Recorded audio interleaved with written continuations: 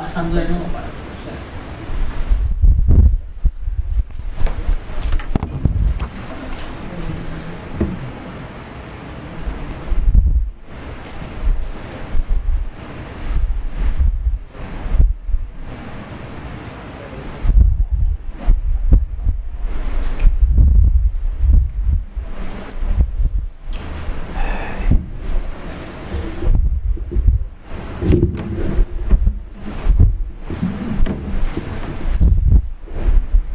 Muy buenas tardes a todos, a todas y a todos.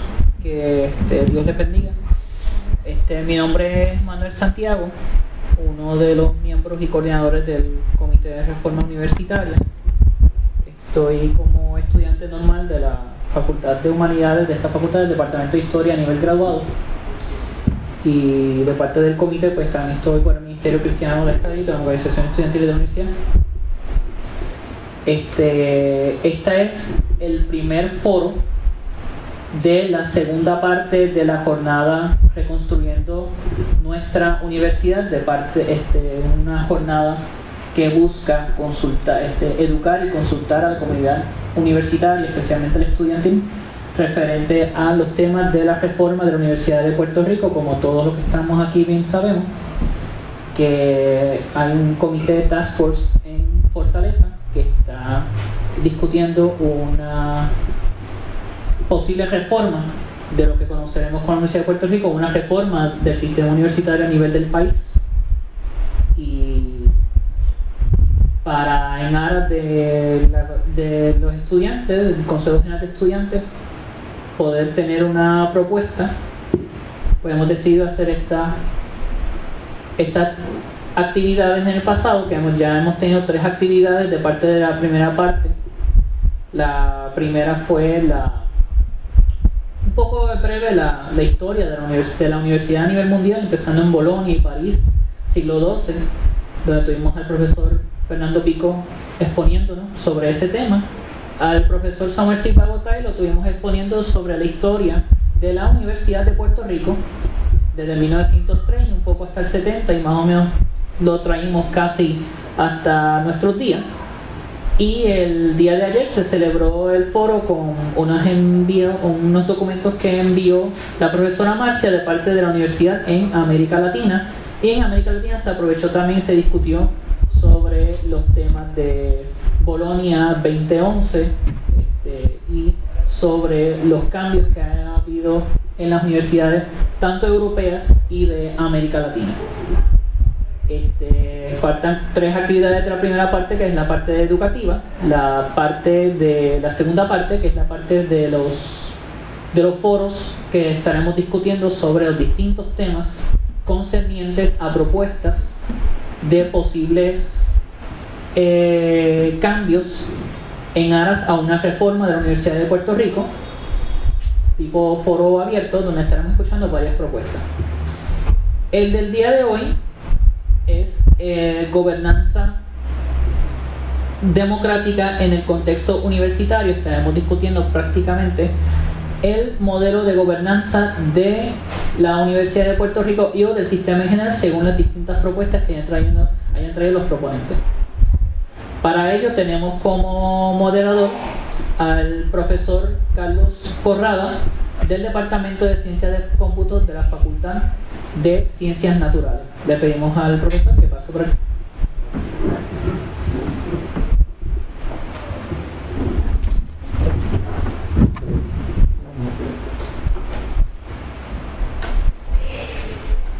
Bueno, buenas tardes. Gracias al Comité de Reforma Universitaria del Consejo General de Estudiantes, ¿verdad?, por crear estos espacios de discusión. Para el foro de hoy tenemos 6 participantes, ¿verdad? Tenemos a Irving Jiménez, que por favor le pido que venga por acá, a Enrique Toledo, del Comité de Eficiencia Fiscal del Consejo. Tenemos a David Carrasquillo y Luis Feliciano, y al profesor Gacir Suet y Aníbal Núñez. Ellos van a estar presentando, si quieren, la idea va a ser que ellos presenten alrededor de 5 minutos sus propuestas. Luego se va a abrir a la audiencia, si alguien de la audiencia también tiene alguna propuesta, y luego se abrirá espacio para preguntas y discusión. Me gustaría primero que cada uno de los deponentes se presentara. Comencemos con Irving Jiménez. Buenas tardes a todos, mi nombre es Irving Jiménez. He ocupado unas cuantas posiciones en la Universidad de Puerto Rico. La última que ocupé fue decano de Administración del Recinto de Ciencias Médicas. Gracias. Y luego Enrique Toledo. Hola a todos, mi nombre es Enrique Toledo. Fui representante estudiantil ante la Junta de Síndico para la época de 1999-2000.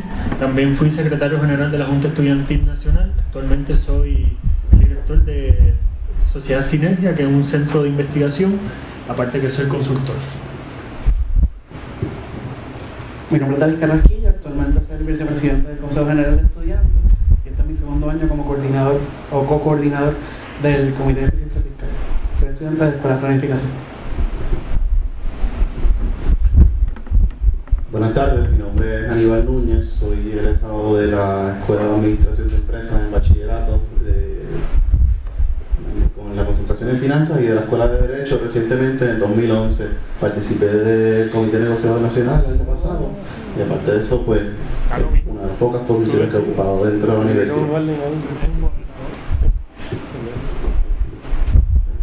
Bueno, perfecto, pues gracias. Ok. Si quieres, acércate lo más lejos que puedo. No es que no lo quiera ni nada, ¿sabes? Mi nombre es Cassie Suet, tuve la honra de participar en el movimiento estudiantil que reemerge a principios de la década de los 90 con el primer aumento de la matrícula después de la huelga del 81, cuando el movimiento estudiantil prácticamente era inexistente. Por lo tanto, soy testigo de la primera gran derrota de finales del siglo XX del movimiento estudiantil.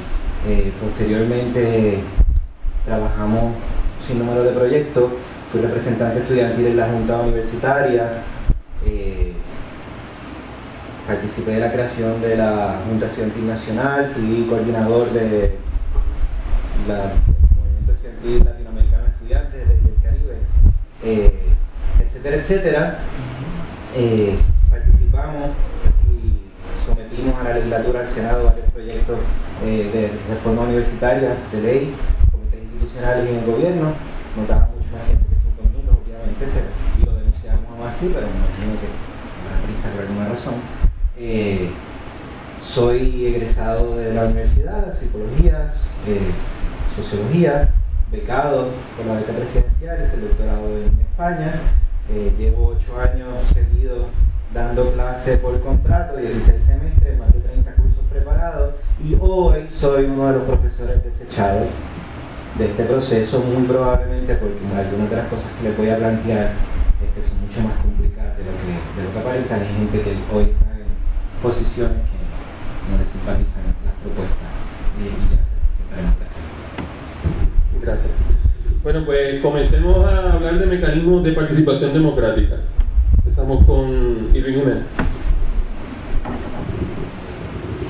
Nuevamente, muchas gracias por invitarme y es un honor poder estar aquí con ustedes.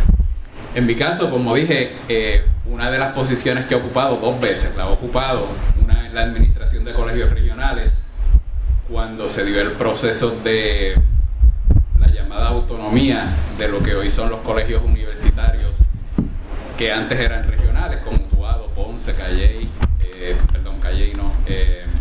Utuado, Ponce, Arecibo, Aguadilla, Carolina, y luego de eso pasé a ocupar otra posición en la Universidad de Puerto Rico y hasta el año 2009 estuve ocupando desde el año 2000 hasta el año 2009 estuve ocupando la posición de decano de Administración del Recinto de Ciencias Médicas. Generalmente los decanos de administración pues son como el icono de la burocracia, así que por favor no me cataloguen de esa manera. pero en la universidad y en otros contextos, pues por la naturaleza de las funciones, pues son como el icono de la burocracia. Ahora bien, desde mi perspectiva, siempre hemos propuesto una serie de alternativas a ese tipo de organización que han sido aceptadas siempre por las autoridades universitarias, ¿verdad?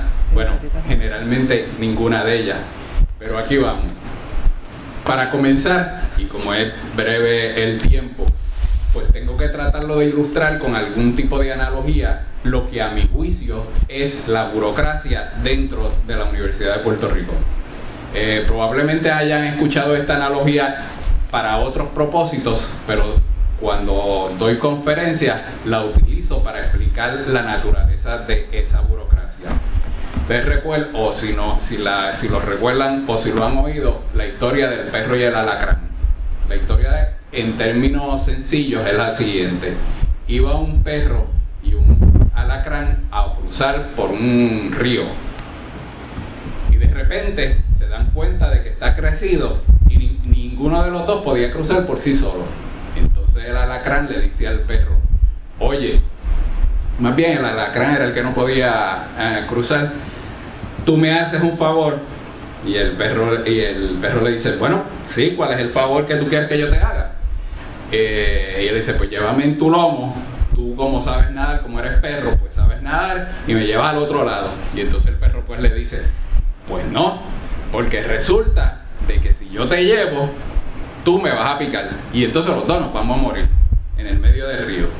Y entonces el alacrán pues sigue tratando de convencerlo muchas veces, y le dice: no, pero bendito, por favor, yo no te voy a picar, tú sabes que nos vamos a morir los dos, etcétera, etcétera, hasta que finalmente logra convencer al perro. ¿Y qué ocurre? Que cuando van por mitad del camino, viene el alacrán y pica al perro, y entonces el perro le dice: pues lo ves, te lo dije, ahora nos vamos a fastidiar y nos vamos a morir los dos, en lo que me hace efecto el veneno, pero ¿por qué lo hiciste? Y entonces el alacrán le dice: es que es mi naturaleza. Bueno, pues resulta que la naturaleza de la burocracia universitaria, al igual que en otros contextos, no nada más que en la Universidad de Puerto Rico, pues es así también. No importa las reformas que se hagan a esta, siempre va a ocurrir lo mismo. En otras palabras, no importa quienes estén en los cuadros directivos de la universidad, por utilizar un ejemplo. No importa si se hace reingeniería o si se hace calidad total. No importa qué tipo de reforma se haga, si no se cambia la naturaleza de ese tipo de organización, los resultados, particularmente en términos de la democracia universitaria, continuarán siendo los mismos. Y podemos tener a cualquier intelectual o a cualquier persona con cualquier grado académico que dirija o sea regente de los destinos universitarios, si la naturaleza de esa organización realmente no se transforma, como ocurrió con el perro y el alacrán, pues nada va a ocurrir. Lo que pudiera ocurrir son, si lo ponemos en términos gráficos, unas variaciones hacia arriba, un poquitito mejor, o hacia abajo, un poquitito peor, pero en términos generales va a seguir ocurriendo exactamente lo mismo. Yo no sé si hay alguno de ustedes aquí que se acuerde que aquí en la universidad se ha tratado de utilizar el concepto de calidad total hace unos años atrás. En todos los recintos se trató de utilizar también el concepto de reingeniería de procesos, en muchos de los recintos, en los procesos de compra, a través de reformas supuestas en las certificaciones de las juntas de síndicos. ¿Y qué ha ocurrido realmente? Pues pequeñas mejoras hacia arriba o hacia abajo de cada uno de esos procesos. Pero realmente la naturaleza del sistema o su ADN continúa siendo el mismo. No sé si ya se me pasaron los 5 minutos. Está por ahí, sí. Pero para concluir y luego entrar en detalles en qué tipo de otras actividades se pudieran desarrollar, lo que le puedo decir en este tiempo es que lo que le puedo decir para este tiempo es que la única forma de transformar esa naturaleza es cambiando el tipo de organización. Con el tipo de organización me refiero, como muchos de ustedes saben, la burocracia es uno de ellos, pero hay otras alternativas a la burocracia. Y quizás en el contexto nuestro pudiéramos estar hablando de otros tipos de organización que son diametralmente opuestas a la burocracia y que pudieran entonces liberarnos los espacios para poder desarrollar un sistema que sea más democrático. Quizás en mi próxima intervención o a través de preguntas y respuestas podríamos abundar en esto. Muchas gracias. Pues ahora lo dejo con Enrique Toledo. Sí, buenas. Yo no voy a como tal presentar propuestas para la gobernanza de la universidad, porque yo realmente salí de la universidad en el 2001 y desde entonces no he bregado con la universidad, precisamente, aunque conozco a saciedad muchas de las cosas que están sucediendo aquí. Yo lo que les pienso hablar a ustedes es precisamente lo que hizo mi generación junto con la generación que está allá atrás, que representa a Gacil Suel, que puede abundar en otras cosas que yo no aborde, ¿no? ¿Qué precisamente propuestas se expusieron en tal generación y la coyuntura en la cual emergieron, ¿no? Cuando yo fui uno de los proyectos, hay dos proyectos por lo menos de ley que nosotros trabajamos, nosotros siendo representantes estudiantiles, y luego eventualmente trabajamos otro proyecto que significaba un cambio en el régimen docente de la Universidad de Puerto Rico. Voy a hablar primero sobre el proyecto, el anteproyecto de la Junta Estudiantil Nacional, que nosotros hicimos un anteproyecto de ley universitaria, a la cual se aprobó en 1997, ¿no? Y que todavía, para aquellos que quieran tener acceso, eso existe, ¿no? Yo lo tengo, Alexis Morales lo tiene, posiblemente Gacil lo tiene y otra gente más lo tiene, que puede ser útil para la nueva generación que está bregando en este asunto. Pues, ¿cómo surgió ese proyecto? Ese proyecto surge cuando la administración de Pedro Rosselló impone la Junta de Síndicos para separar, crea la Junta de Síndicos para quitar al Consejo de Educación Superior como la Junta de Gobierno de la universidad. Eventualmente esta Junta de Síndicos crea la posición de representante estudiantil ante la Junta de Síndicos, y esos sucesos conformaron a lo que fue entonces la Junta Estudiantil Nacional. Primero, porque precisamente esa ley de la Junta de Síndicos establecía que en 18 meses la Junta debía tener un anteproyecto de ley universitaria. En 18 meses la universidad tenía que reformarse, cosa que no pasó. A raíz de ese contexto, la Junta Estudiantil Nacional, que se conforma para dos propósitos en esa época. Primero, para enviar un representante, ese representante ante la Junta de Síndicos era para deslegitimar a la Junta de Síndicos respondiendo a los consejos de estudiantes a través de la Junta Estudiantil Nacional, ¿no? Y paralelamente desembocar un proceso de reforma universitaria, ¿no? Hubo bastantes debates con referente a eso, pero el principio que guió a la Junta Estudiantil Nacional y la conformación de ese anteproyecto universitario es que la reforma universitaria comenzaba de adentro para afuera, ¿no? Ese era el postulado que compartíamos los compañeros. Yo no era partícipe en esa época, ¿no? Yo no había llegado, eso estamos hablando para el 94 y entré en el 96, ¿no? Pero sí recuerdo todo ese proceso porque fui partícipe en la aprobación de esa ley universitaria que precisamente articuló esa ley de reforma universitaria de la Junta Estudiantil Nacional. Pues conformó el cogobierno universitario, ¿no?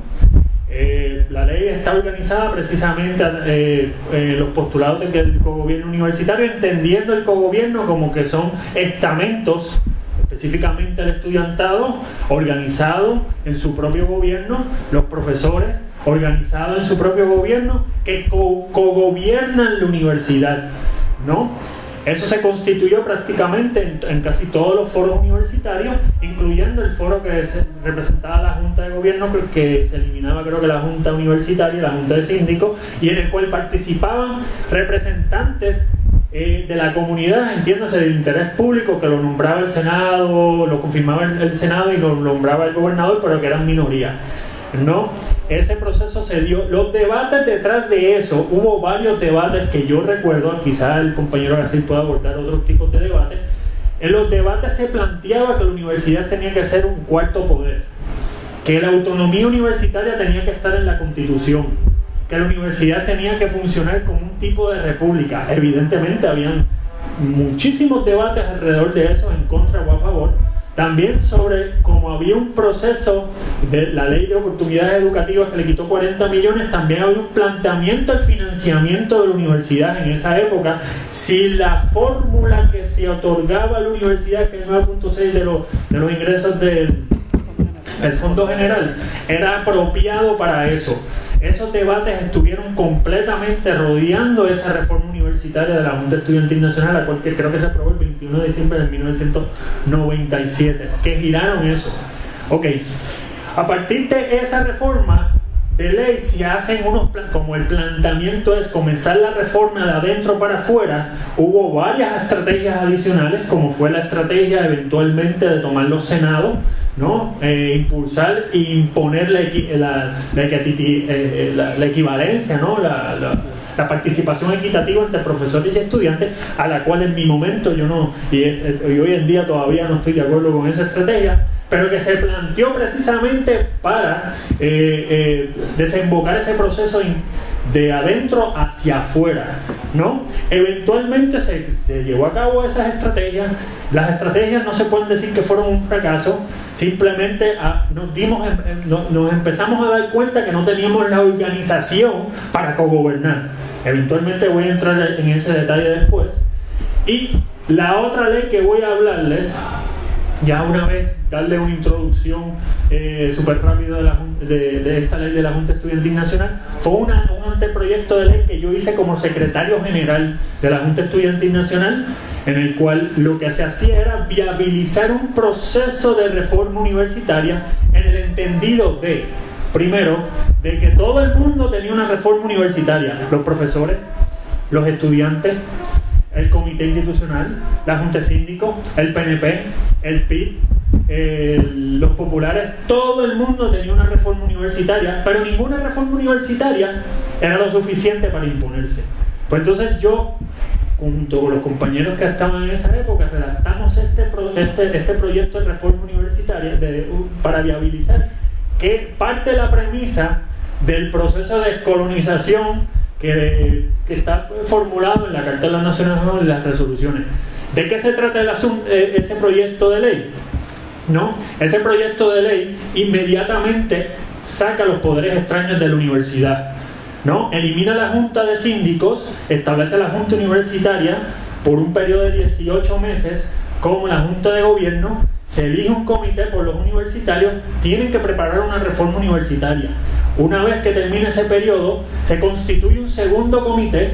En ese segundo comité están todos los representantes de la comunidad universitaria y se incluyen a los poderes públicos, un representante del gobernador, el presidente del Senado, el presidente de la Cámara, los portavoces de mayoría y de minoría, y en el cual empieza un proceso de discusión entre los representantes de la comunidad universitaria y de los poderes públicos para eventualmente consensuar una reforma que cuando llegue realmente la Cámara de Representantes y del Senado, pues ya prácticamente los líderes la consensuaron.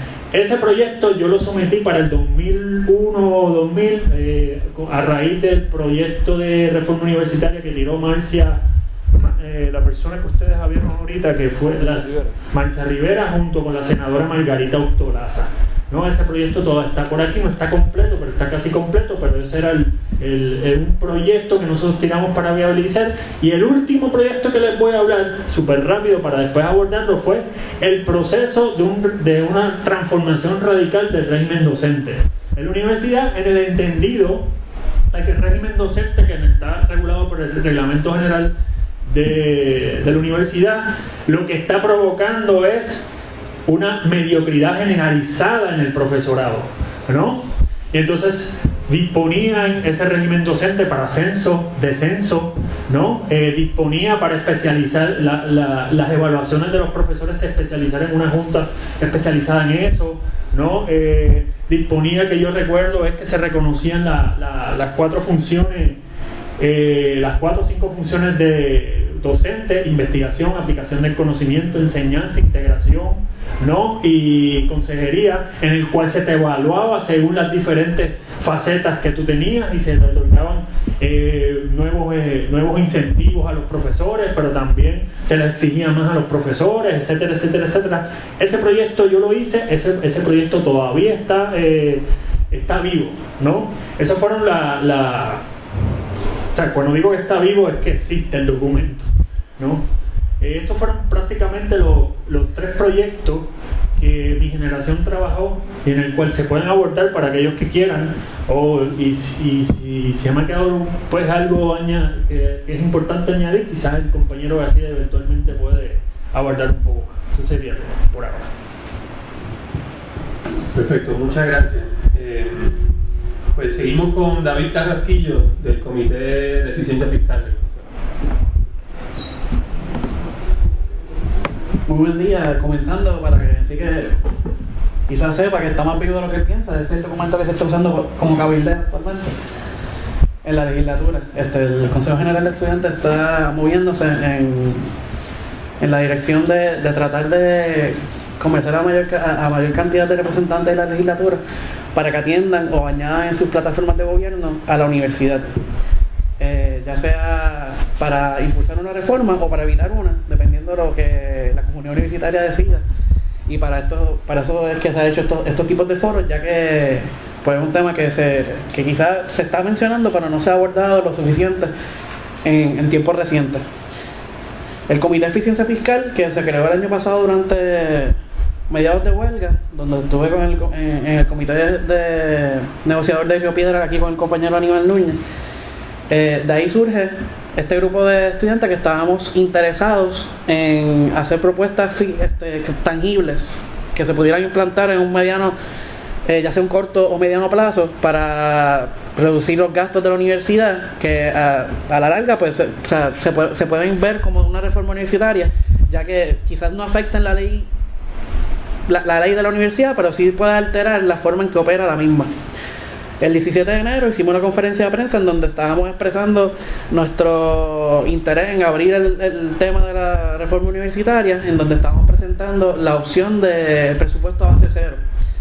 Actualmente el presupuesto de la universidad se hace simplemente haciendo un estimado de cuál fue el presupuesto que se usó el año anterior, se añade la inflación y algún tipo de proyecto de mejoras permanentes que se haga en un presupuesto paralelo, y se traspasa eso al año subsiguiente. Eso sin tomar en consideración que pudo haber sido que en años anteriores hayan usado ese presupuesto para algún tipo de proyecto o para algo particular de ese año, y eso se sigue traspasando año por año, y tenemos administradores que simplemente al final del día están llenando con materiales innecesarios su oficina para gastar todo su presupuesto, o inflándolos, cosa de que después de que el presupuesto se lleva a administración central y no cuadre, cuando tiran el across the board, el corte across the board de 15% o 10%, pues se vean lo menos afectado posible, haciendo que aquellas oficinas que sí rinden sus presupuestos de forma justa y equitativa, de verdad justificando lo que van a usar,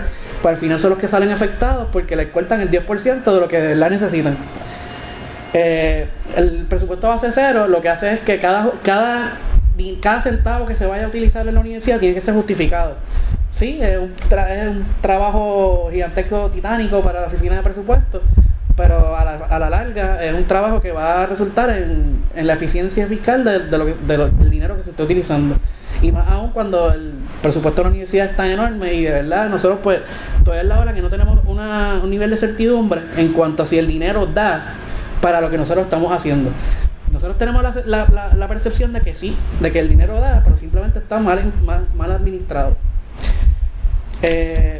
Como parte del proceso de insumo del Comité de Eficiencia Fiscal, pues nosotros hicimos un llamado a todos los estudiantados de todas las facultades y de todos los recintos para que presentaran propuestas, ya sea a nivel macro o micro. Una de las que nosotros impulsamos en esa conferencia de prensa el 16 de enero fue una que presentó un estudiante de la Escuela de Derecho, en la cual proponía una propuesta alterna de financiación de la universidad, la cual se llama dotación convertible.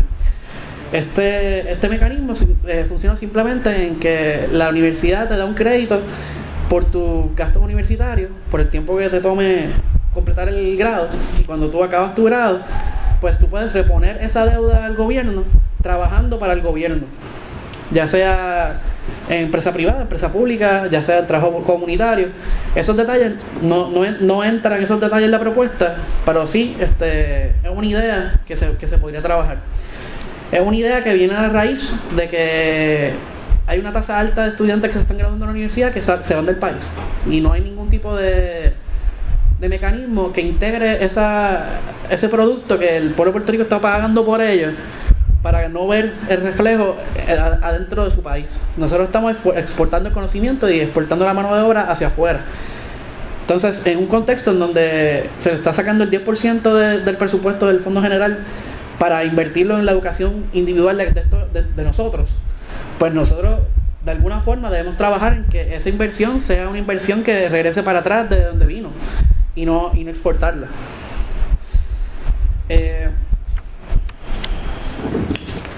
El Comité de Eficiencia Fiscal ha sido bastante riguroso en cuanto a los procesos universitarios. Entonces, en esa conferencia de prensa fue un tema que se abundó bastante, el que las crisis, tanto sociales como económicas, han dado paso a que se rompan y se ignoren los procesos universitarios, los cuales nosotros estamos conscientes de que no son perfectos, y nosotros estamos conscientes que tienen sus limitaciones, pero siguen siendo unos espacios pluralistas y unos espacios donde se le da la voz y el micrófono a todas las personas que quieran expresar esas propuestas, versus la imposición de alguna propuesta como tal.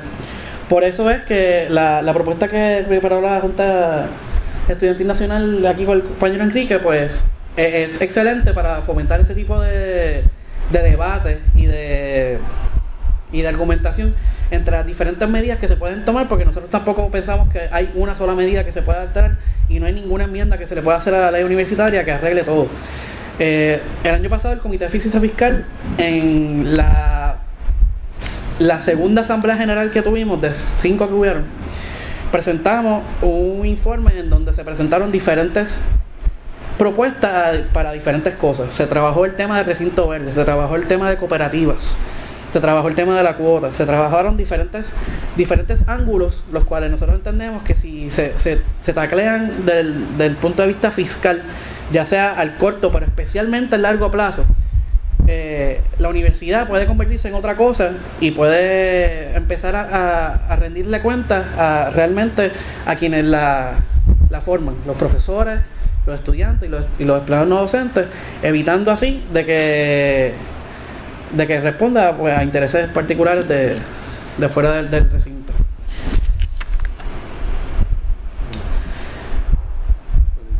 Yo creo que eso resume bastante bien lo que se había presentado anteriormente. Si tienen alguna duda, pues con mucho gusto la podemos contestar. Chévere, gracias. Sí, después va a haber tiempo para que los participantes también reciban preguntas y si tienen que añadir algo más. Bueno, ahora lo dejo con Aníbal Núñez.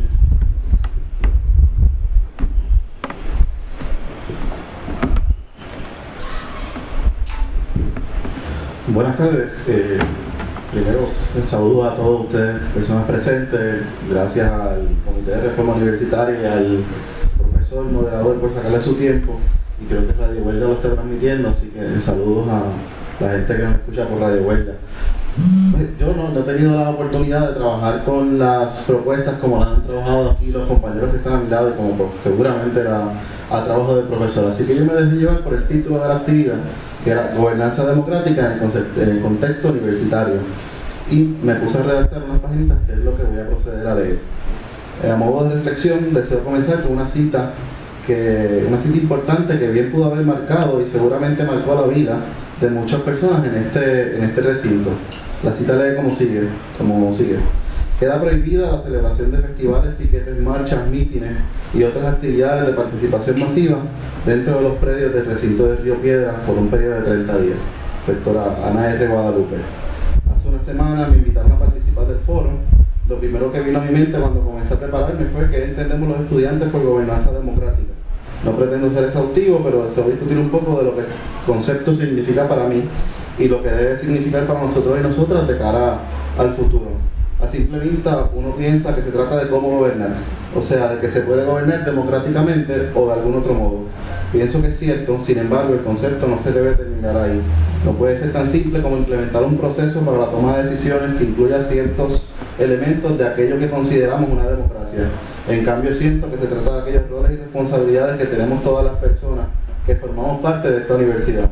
Roles y responsabilidades por nosotros mismos, por nuestra sociedad y por las instituciones que conforman el país.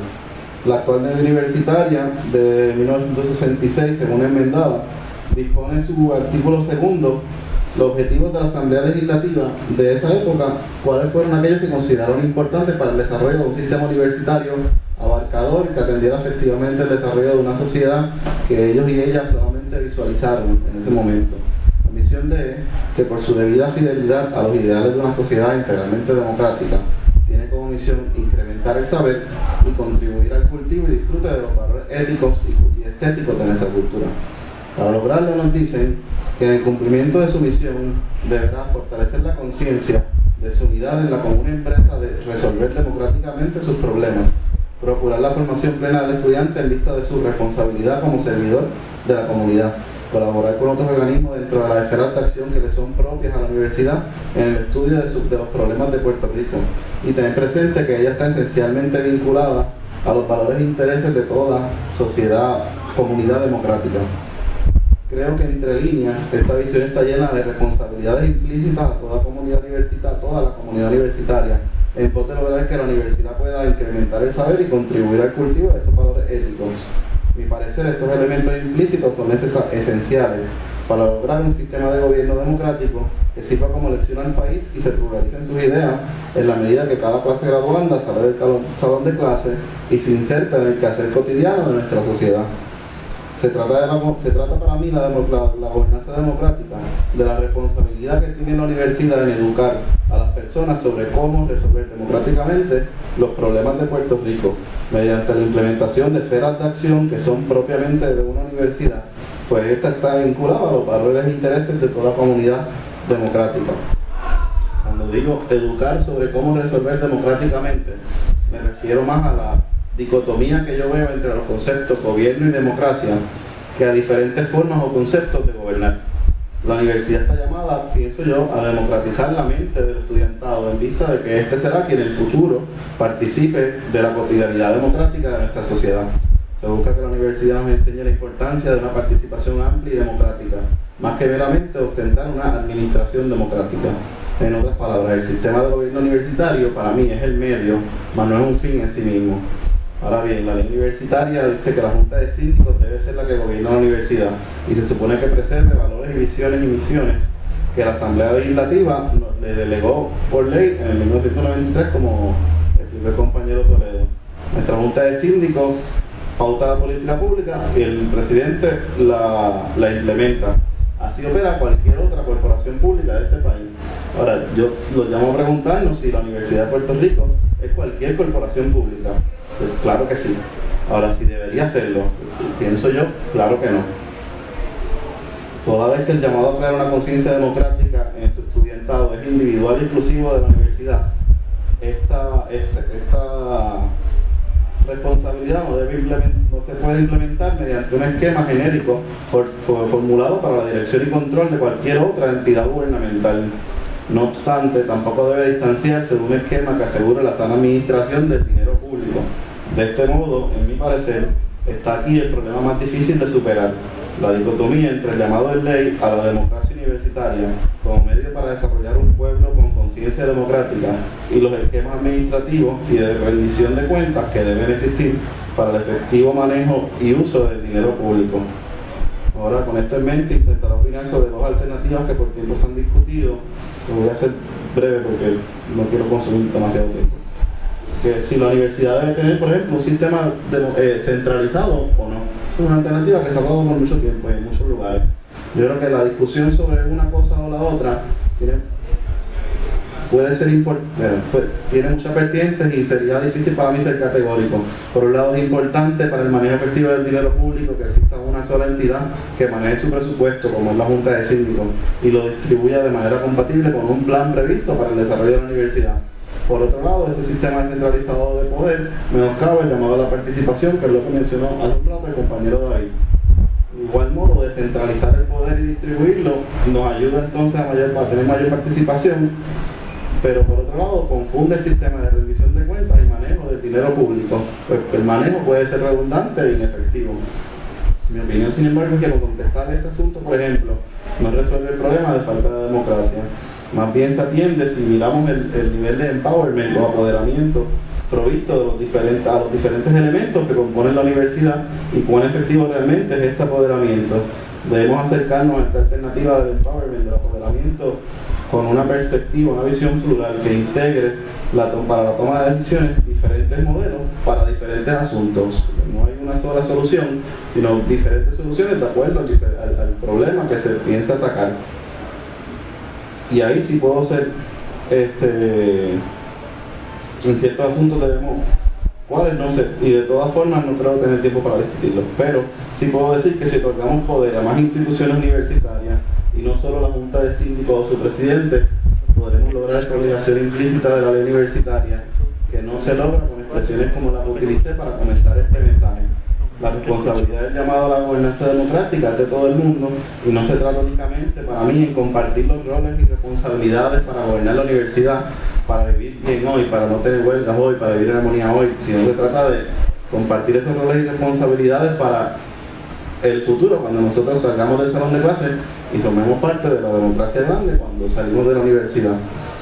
Y una idea así en términos generales, como yo pienso que una idea puede poner esto en función, es el ejemplo de qué tal si para aprobar un aumento significativo en los costos de estudio se necesitara la aprobación, por ejemplo, de más de un 75% de la totalidad de los miembros de la Junta de Síndicos, o más del 50%, siempre y cuando, en esta última alternativa, la mayoría de la Junta de Síndicos cuente con el voto de aprobación afirmativo del síndico estudiantil.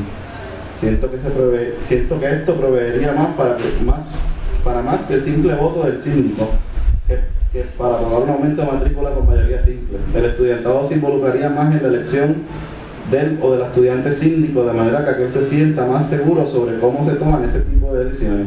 Dicho de otro modo, fomentaría la participación y la concientización del estudiantado, toda vez que esa participación podría tener un efecto tangible en la vida de cada uno de esos estudiantes y de esos y esas estudiantes. Si dentro de las alternativas de cambio del sistema de gobierno universitario buscamos que se fomente la participación, estaremos encaminados a esa democratización de la conciencia, que es lo que yo entiendo por el asunto de gobernanza democrática. Necesitamos voluntad que, como empecé a decir ahorita, con expresiones como la que comienza el mensaje, pues creo que puedo llegar a la conclusión de que ahora mismo no se puede lograr.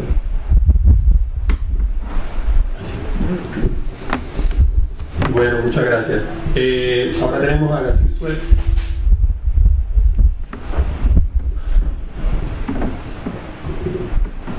Gracias.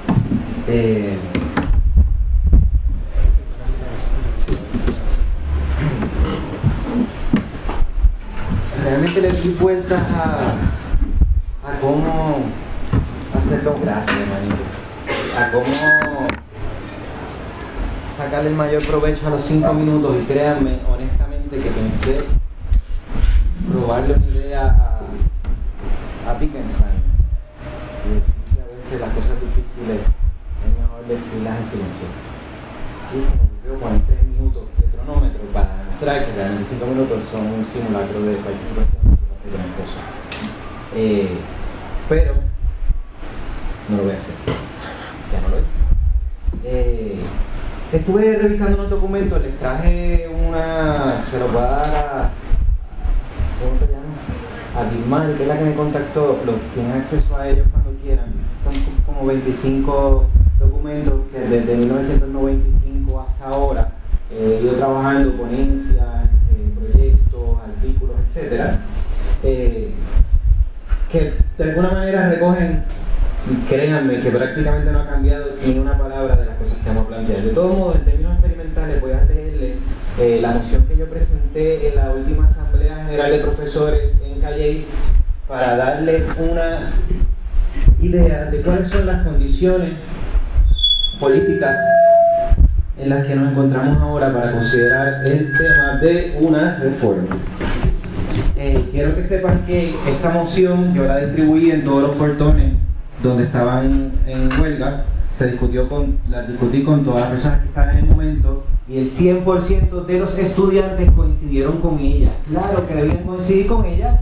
En 1995 había habido, quizá por primera vez, el primer consenso de estudiantes en esta propuesta general, que desde entonces, de alguna u otra manera, he tratado de seguir impulsando, y que créanme que tiene consecuencias políticas, entre ellas que me hayan votado de la universidad, que son otros 20 pesos, y van a ver por qué. A los efectos de que se enmiende, lo presento en la Asamblea de Profesores hace un año, me apagaron el micrófono, peleé para leerla, y el 100% de los 2000 profesores que estaban allí, ni uno solo favoreció la proposición. La voy a traer aquí a ver si a ustedes les parece que es lo tan terrible que el claustro en su totalidad que participó se negó a asumir. A los efectos de que se enmiende la ley universitaria en acorde con la propuesta de reforma universitaria, autonomía y democratización presentada a esta Asamblea por Gacil Sueldo. Número 1. La presidencia y la junta de síndicos son dos cuerpos de probada inutilidad y deben ser eliminados. La participación estudiantil en los cuerpos de gobierno institucional debe ser equitativa a la representación claustral. Ahí es donde está el problema. La constitución del cuerpo rector de la universidad, que sustituiría a la junta de síndicos, debe ser conforme mediante un proceso democrático, participativo y representativo de la comunidad universitaria, sin menoscabo de las aportaciones que pudieran realizarse mediante vistas públicas. Número 4. La posición de rectoría dejaría de consistir en un puesto de confianza política vinculado al partido gobernante para ser electos desde, para y por la comunidad universitaria a quien se debería por el cargo. Igualmente, los decanos de cada facultad responderían a la facultad que los elegiría mediante procesos democráticos, participativos y representativos. Y recuerden que estamos hablando también de la participación equitativa de los estudiantes en todas las instancias deliberativas del sistema. Eso es lo que no les gusta. La enmienda a la ley, en cuanto que reconfiguración estructural interna, no se someterá a consideración de la legislatura, sino como mandato de ratificación por parte del legítimo cuerpo rector de la Universidad del Estado, la comunidad universitaria. No le someteríamos una propuesta a los legisladores para que nos digan si les gusta o no les gusta. Vamos a exigirla porque somos el Estado. No hay una fuera del Estado. La Universidad del Estado toma la decisión, somos los que la representamos y vamos a hacer la ley. Vamos a formalizarla. ¿Cuán complejo puede ser? No hay ningún cambio estructural que en sí misma vaya a representar una transformación cualitativa de la relación entre la gente. Eso es básico, eso es Marx 101, aunque no lo lean, y pues con modernidad 101, como quieran plantearlo. Ningún cambio en la estructura de la ley va a suponer ninguna transformación cualitativa en las bregas. Tenemos que crear condiciones para que sea una reforma desde abajo, y que más abajo, profundo y sólido, que nada más en Río Piedra hay 20.000 estudiantes. Y en los cuerpos deliberativos tú tienes, qué sé yo, 3 representantes claustrales en el Senado y un estudiante. Cuando se llevan a votación es 3 contra 1 por lo general. No hay manera alguna que los procesos donde se toman decisiones cotidianas sean democráticos si de entrada están estructurados para que no lo sean. Se deben a identidades organizativas y organizadas diferenciadas. Hay que reconocerlas y hay que procurar eso. Los profesores no están dispuestos a hacerlo, sobre todo los profesores que tienen plaza. ¿Okay? No confían. Le sacamos argumentos durante los últimos 10 años o más, ya van casi 20 años. Y créanme que no son particularmente racionales, son egoístas. El último paro que realizaron los estudiantes, y esto es bien importante tenerlo como referencia para considerar cuáles son las condiciones de posibilidad, de viabilidad de hablar de una reforma universitaria. Sepan que los profesores de la Facultad de Ciencias Sociales, muchos de los que fueron militantes en sus años de juventud, se organizaron para tratar de cruzar la línea de piquete de los estudiantes. Una de las personas que hoy dirige el departamento de sociología asumió la portavocía de eso. ¿Quién me vota? Yo creo que fue de la UJS. Pero qué rayos, Severino fue de la FUPI. ¿Okay? ¿Qué es lo que hay detrás de eso? Por primera vez en la historia de la universidad, profesores que militaron incluso a la izquierda, hoy son la portavocía de las posiciones de derecha más recalcitrantes. No son como la caricatura, profesores de naturales o de administración pública. Son profesores que se supone que tienen las herramientas científicas para comprender las complejidades de la sociedad y proponer alternativas éticas, políticas solidarias entre los cuerpos que están pidiendo luchas democratizantes y de justicia. Madre Román, Arturo Torrecilla, etc. El decano de la Facultad de Ciencias Sociales le pedí, Duani, de Sociología también, le pedí esta semana la documentación para que iniciara una investigación a ver si realmente cuántos profesores dejaron en la calle, cuál había sido los cambios y la propuesta administrativa, etcétera, etcétera. ¿Dónde están esos escritos? ¿Saben lo que me contestó? Aquí está, esto fue ayer. Así, comunícate con la abogada de rectoría y me dio la dirección. Esa es la actitud de los profesores cuando se está empezando a buscar información. Si queremos transparencia en la utilización del presupuesto, si queremos ser partícipes en la fiscalización del presupuesto universitario y ni siquiera nos permiten acceso a la documentación. Claro, cuando dicen que se comuniquen con los abogados de rectoría, pues yo creo que se están esperando que uno tire con otra cosa.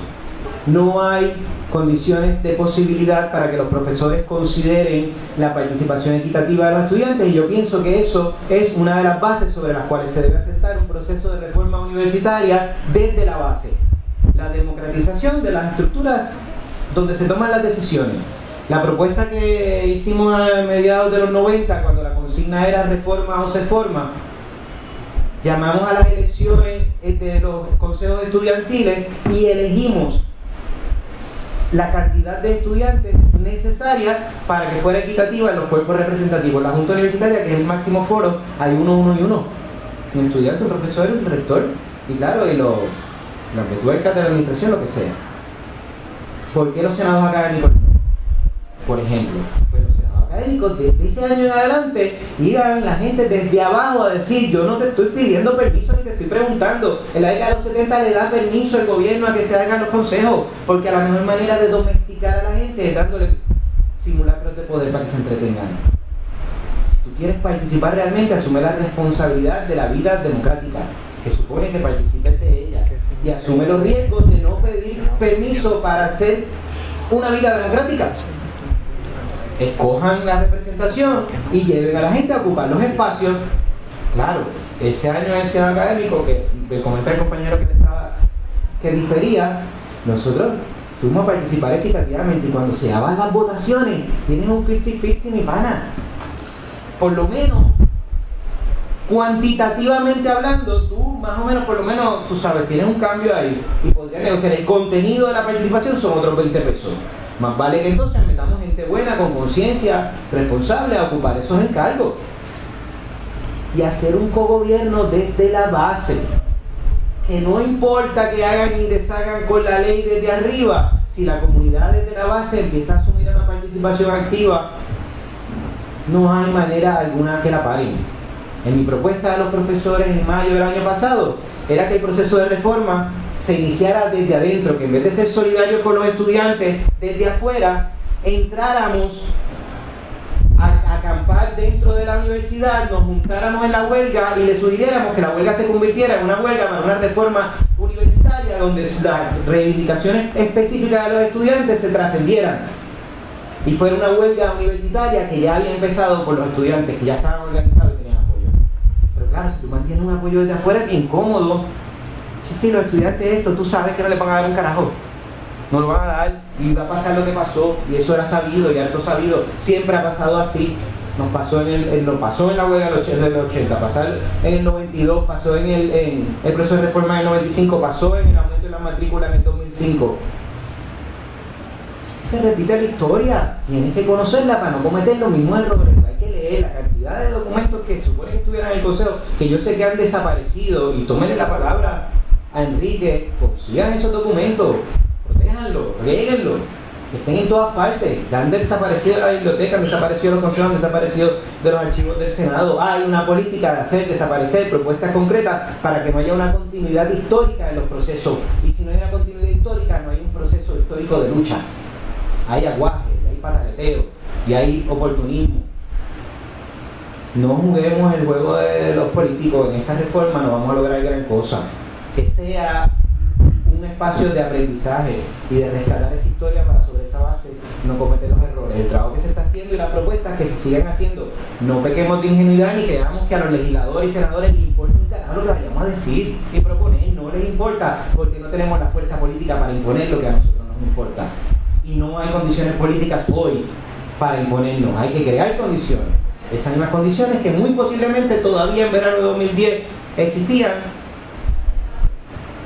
con el movimiento estudiantil, que lamentablemente se destruyó. Y hoy los profesores están organizados contra cualquier iniciativa de reforma universitaria genuina que no sea sumar más chavos a los bolsillos. Toda la vida. Así que nada, soy para todas las preguntas que sean. Aquí está el sí, se los dejo y gracias por Muchas gracias. Pues ahora queríamos darle espacio a gente, a la audiencia, si tienen alguna propuesta también, algo que quisieran hablar, discutir, presentar. ¿Sí?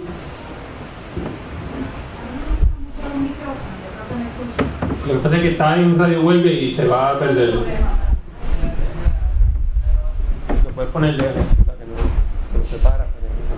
Bueno, pues yo soy del Departamento de Historia. Solamente tengo un comentario abonando un poco a lo que decía el compañero. No es casual que ya este año académico a los profesores se les va a honrar algunos ascensos. No es casual. Ni es casual tampoco que se esté ya pensando en descongelar algunas plazas. Tampoco eso es casual.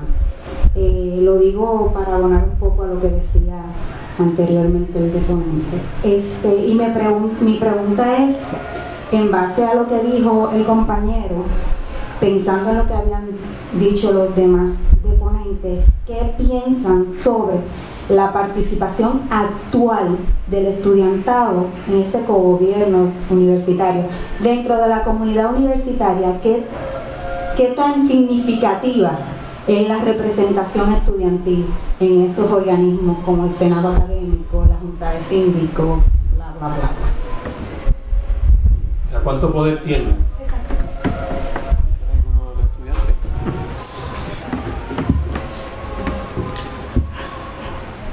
Empezando por decirte que siempre más representación es mejor. O sea, yo creo que en los últimos 3 años, que ha sido los últimos 3 años yo he sido miembro del Consejo General, primero como representante por mi facultad, después como secretario de prensa y ahora como vicepresidente. Yo encuentro que ahora mismo se encuentra el Consejo en un proceso de profesionalización de los consejos.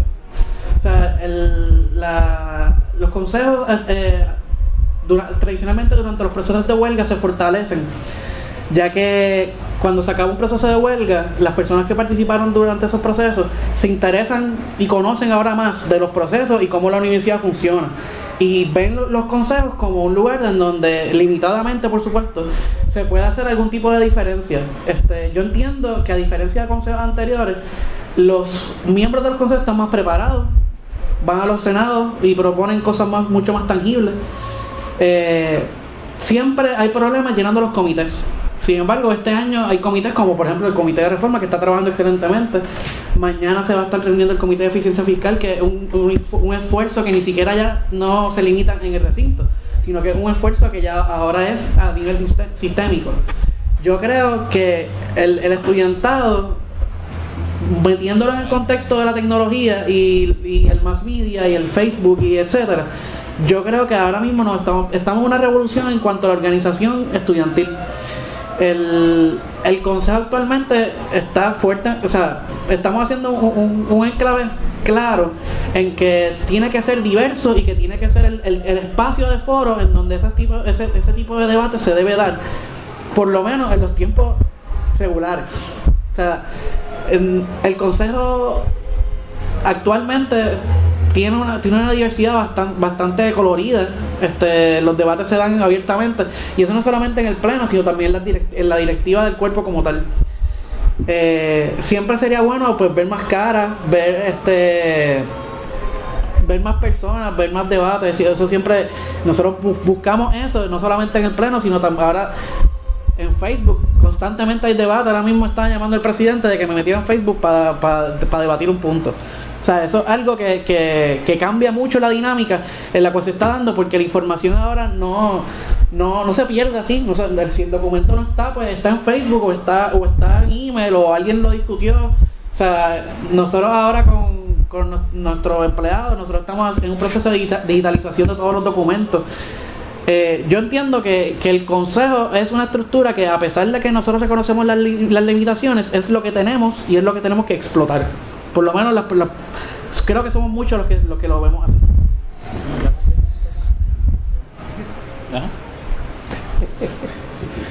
Bueno, para contestar la pregunta de la compañera, aparentemente de los que estamos aquí, yo he participado de procesos de la administración por varios años, y por supuesto también varía de recinto en recinto, ¿no? ¿Cuál es la profundidad de esa participación? En términos generales coincido con el deponente último, Gacit. Si no hay poder desde el punto de vista interno político, pues es poco lo que se puede hacer. Tiene que haber una transformación en esa área. En mi perspectiva, en 2 de los recintos que estuve, en ciencias médicas y en colegios regionales, los consejos de los distintos colegios en aquel entonces pues variaban. Unos eran más combativos, otros eran menos combativos, y en ciencias médicas pues en mucho menos. Ahora, en términos generales, entrando en propuestas específicas o algún punto particular de participación de los estudiantes en aquellos momentos, ¿verdad?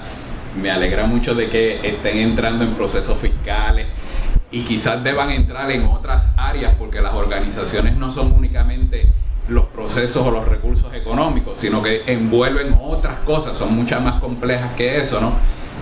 Pero en esos procesos, pues la participación y la profundidad en los temas que se traen, a mi juicio y en mi humilde opinión, en algunas instancias eran muy superficiales.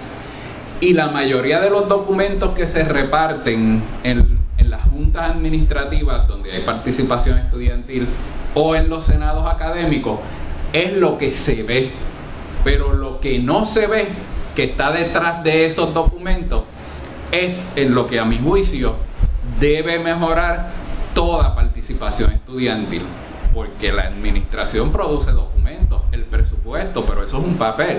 Lo que está ahí escrito no necesariamente es lo que pasa después durante el año fiscal, porque de eso que está ahí escrito, si no lo sabemos visualizar o interpretar, se hacen transferencias durante un año de una partida para otra indiscriminadamente, y quizás eso ustedes no lo ven, pero tienen que saber de que eso ocurre para que puedan entonces formular propuestas que sean un poco más profundas que lo que se ve a simple vista. No sé si pude contestar desde mi perspectiva a tu pregunta, pero me parece que si los consejos, si es el de Río Piedras nada más, hay que hacerlo partícipe a los demás. Si es el de Río Piedras y están entrando en esa profundidad, mis felicitaciones, definitivamente. Yo te voy a dar una respuesta más institucionalizada desde la perspectiva de los gobiernos estudiantiles, ¿no? Yo les dije que nosotros presentamos un sinnúmero de propuestas, inclusive la propuesta de reforma universitaria, la propuesta para viabilizar una reforma universitaria, la propuesta de reforma del régimen docente. Nosotros tuvimos una propuesta y estuvimos a 1 minuto de tirar un candidato a estudiante a las elecciones. También en un momento tuvimos 1 minuto de la comisión, nos cerraron la comisión estatal de elecciones y vamos a tener un estudiante que iba a postular a las elecciones y vamos a apoyar el movimiento estudiantil. Teníamos un montón de propuestas hasta que al final dijimos, pero es que nosotros no tenemos organización para nada. Nosotros no tenemos organización para sobrellevar un cogobierno. ¿Por qué? En el sentido de que los estudiantes no van a las reuniones, ¿no? Y no es que no vayan porque no quieran, es que no tienen infraestructura para que constantemente vayan y para que precisamente haya una accountability, o sea, un pasar juicio de que los estudiantes vean y juzguen cómo es su representante estudiantil, ese que los representa en el departamento, ese que los representa en la facultad, ese que los representa en el senado académico, ese que los representa en la junta universitaria, porque no hay proceso en el cual los estudiantes estén viendo qué están haciendo. No hay infraestructura, absolutamente nada para eso.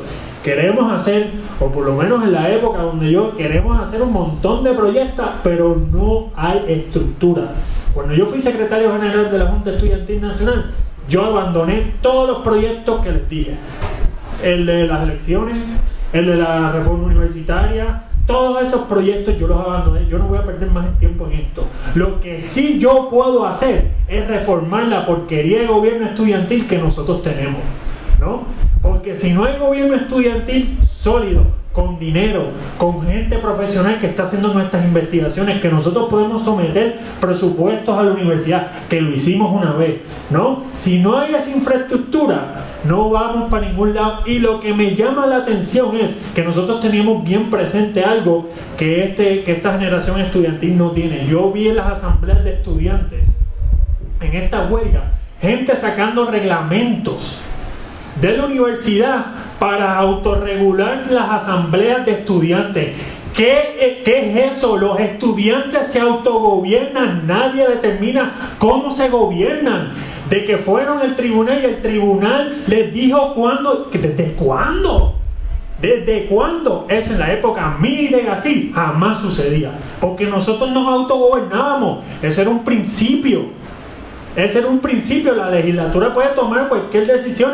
Miren, nosotros nos autogobernamos, pero precisamente es, si uno viene a ver el problema de la representación, que evidentemente yo siempre defendía a los consejos de estudiantes porque pertenecí, pero sabía las limitaciones, y nosotros teníamos un debate interno en la Junta Estudiantil Nacional, ¿no? Entre Alexis Morales, ¿no? Que posiblemente algunos lo conocen o lo van a conocer, y mi generación, que ellos querían institucionalizar a la Junta Estudiantil Nacional, y mi generación se oponía enteramente, porque nosotros decíamos, si nosotros institucionalizamos a la Junta Estudiantil Nacional, quienes nos regulan y quienes determinan las formas de organizarnos nosotros es la administración. Por lo tanto, el poder tiene que nacer de los estudiantes, un poder constituyente. Si se fijan bien, cada vez que hay un asunto bien importante en la universidad, los consejos, ¿quién siempre quedan marginados? Ojo, por una parte es porque no los puede representar a los estudiantes, pero por otra parte hay un problema de representatividad increíble, en el sentido de que siempre los estudiantes están formando comités ad hoc para asuntos bien puntuales. Se acabó eso y se acabó todo.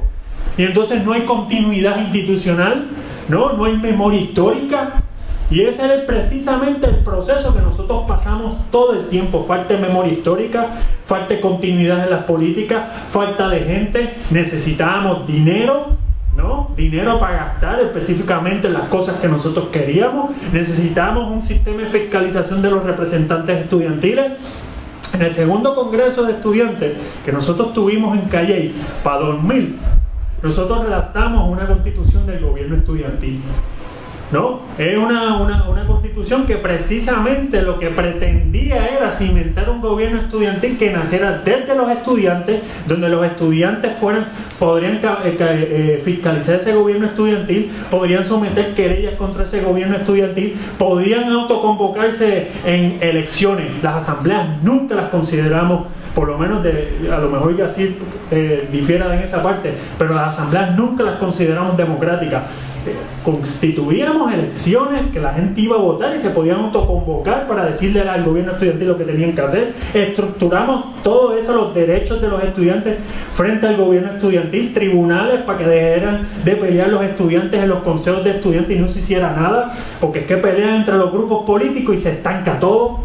Se estructuró todo eso después de cuántos años, cuánta esa memoria histórica, así que lo vio allí, todos estos problemas que vimos institucionales, todo, al final era, mira, dejémonos de los grandes proyectos y hay que montar. Lo único que nosotros podemos controlar es cómo nosotros nos organizamos y cómo nosotros nos montamos, porque al fin y al cabo, si vienen a ver, los consejos de estudiantes se sostienen, le reconoce la administración lo reconoce la ley le reconoce el Estado Libre Asociado y el Estado Libre Asociado lo reconoce el Congreso de Estados Unidos, y al final el poder no emana de nadie excepto de allá, y en esa estructura nosotros estamos metidos, y los estudiantes, o sea, es bien difícil para los estudiantes que puedan sobrellevar proyectos grandes si el poder precisamente no emanan de ellos. Los profesores, y les voy a decir ya, los profesores, que me disculpe el profesor aquí,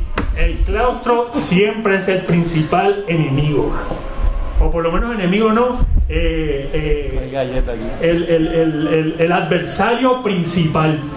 Nunca se confíen en ellos, eso está bien claro desde que yo entré acá. Como cuerpo, como claustro, o sea, como cuerpo, es el principal adversario que los estudiantes tienen acá, y que nunca se creen el discurso de ellos.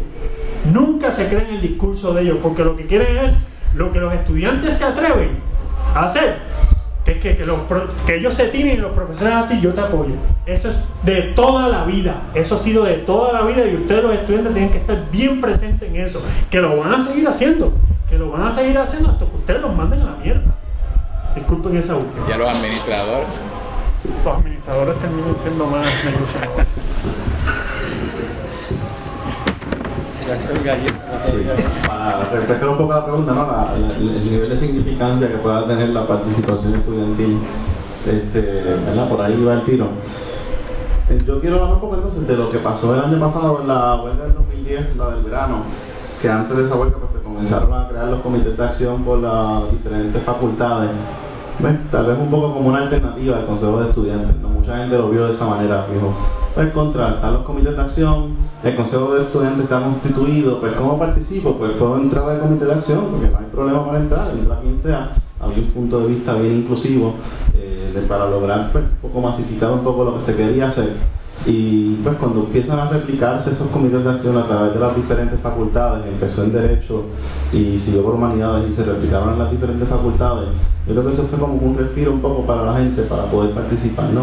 Y tal vez, pues de nuevo, buscando una alternativa distinta para que personas se sientan con un poco de más poder de sí, vamos a hacer esto, sí, vamos para adelante como nosotros queremos hacerlo, sin estar pues, tal vez recurriendo a como tradicionalmente se hacía, ¿no? Tuvo su resultado, tuvo sus aspectos negativos, pero bueno, al final de cuentas creo que es una cosa a reflexionar de cómo tal vez cómo existe una posibilidad de que los estudiantes y las estudiantes estén buscando alternativas distintas a la representación estudiantil, que de nuevo no es por restarle mérito en lo absoluto, pero creo que deberían abrirse nuevos espacios, un poco de autogestión, que fue lo que sucedió el año pasado, para que más personas puedan participar de diferentes maneras. Y creo que en el 2010 tuvo muy buen resultado.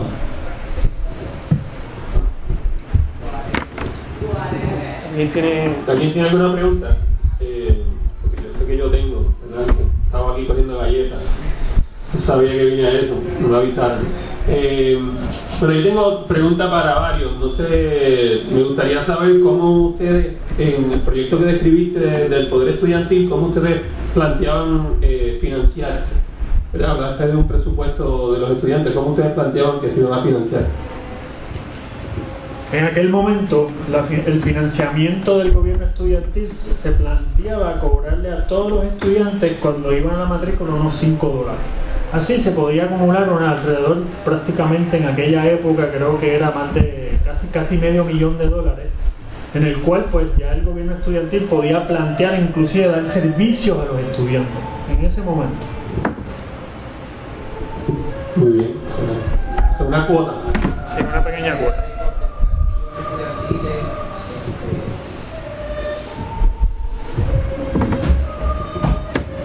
También surgieron ideas de cooperativas estudiantiles, por ejemplo los centros de fotocopia fotocopias, que siempre planteábamos que no pasaran de 2 chavos, y que fue trágico cuando lo llevamos a 5 y ahora la gente no tiene ningún problema para pagar una peseta y más.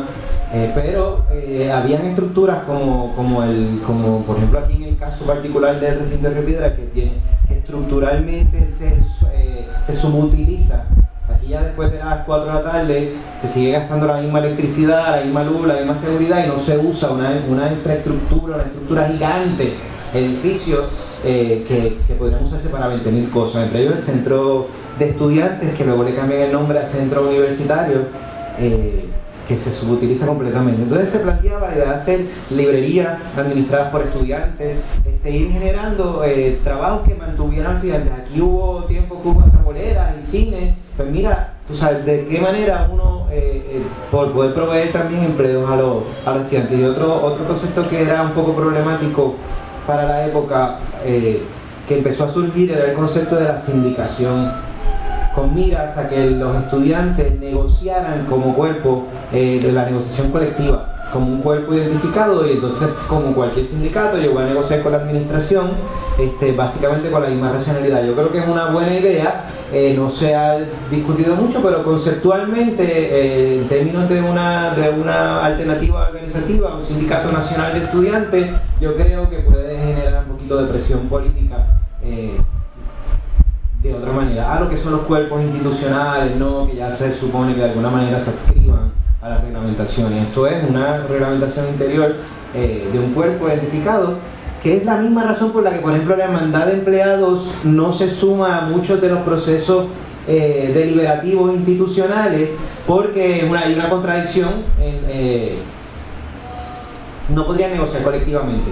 Si participaran, cuando uno dice participación también para los trabajadores, dicen, pues yo no quiero participar en estas instancias porque entonces me limito las posibilidades de yo reclamar mi derecho a la negociación colectiva. Por eso ellos se mantienen solidarios pero marginales y desinteresados a participar del cogobierno en ese sentido. Yo creo que hay muchas maneras de un cogobierno, y el principio de la solidaridad yo creo que puede ser la base para plantear esa integración de modos distintos de organización con respecto a los poderes de gobierno, privado, etc. Gracias. Sí que no tengo los detalles, pero entiendo que en Humacao hay no sé si una cooperativa estudiantil que ahora mismo está encargándose del centro de estudiantes, del equivalente centro de estudiantes allá. Sería interesante verlo. Y en Derecho. En Derecho, la librería. La librería de la Escuela de Derecho, ante la acogida del Consejo de Estudiantes, y pues por razones ajenas de la voluntad de todos los estudiantes, menos algunos de ellos, pues se tuvo que cerrar. Y hace un tiempo para acá pues la crearon los estudiantes. Hay una cooperativa que se llama Dereco, corre la librería completa, están en su segundo, tercer año ya de operación y les va muy bien, ¿no? Y siguen aumentando la cantidad de libros que venden y diferentes productos que tienen.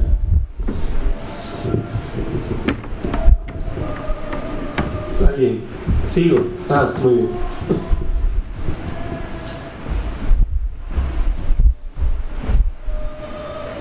Yo quería hablar sobre dos cosas. La primera es la cuestión del claustro, ¿no? Me parece bien importante que se hable sobre la desconfianza entre sectores, ¿no? Entre tener claro cuál ha sido la consistencia histórica de un sector y otro. Pero me parece un poco peligroso, si estamos hablando de la construcción de un poder de un gobierno, plantear una palabra tan fuerte como enemigo hacia el claustro. Me parece que hay gente que no es enemigo, pero adversario. Ciertamente tampoco podemos verlo como un ente monolítico y homogéneo. Por ejemplo, que nos está advirtiendo ahora mismo en este momento sobre los peligros del profesorado, es un profesor. Y tenemos que ver ciertamente la pluralidad que hay dentro de ese sector, y aunque es una minoría, hay unos sectores que sí han trabajado mano a mano con los estudiantes históricamente, y una mayoría que defiende sus intereses, que obviamente es un paternalismo brutal.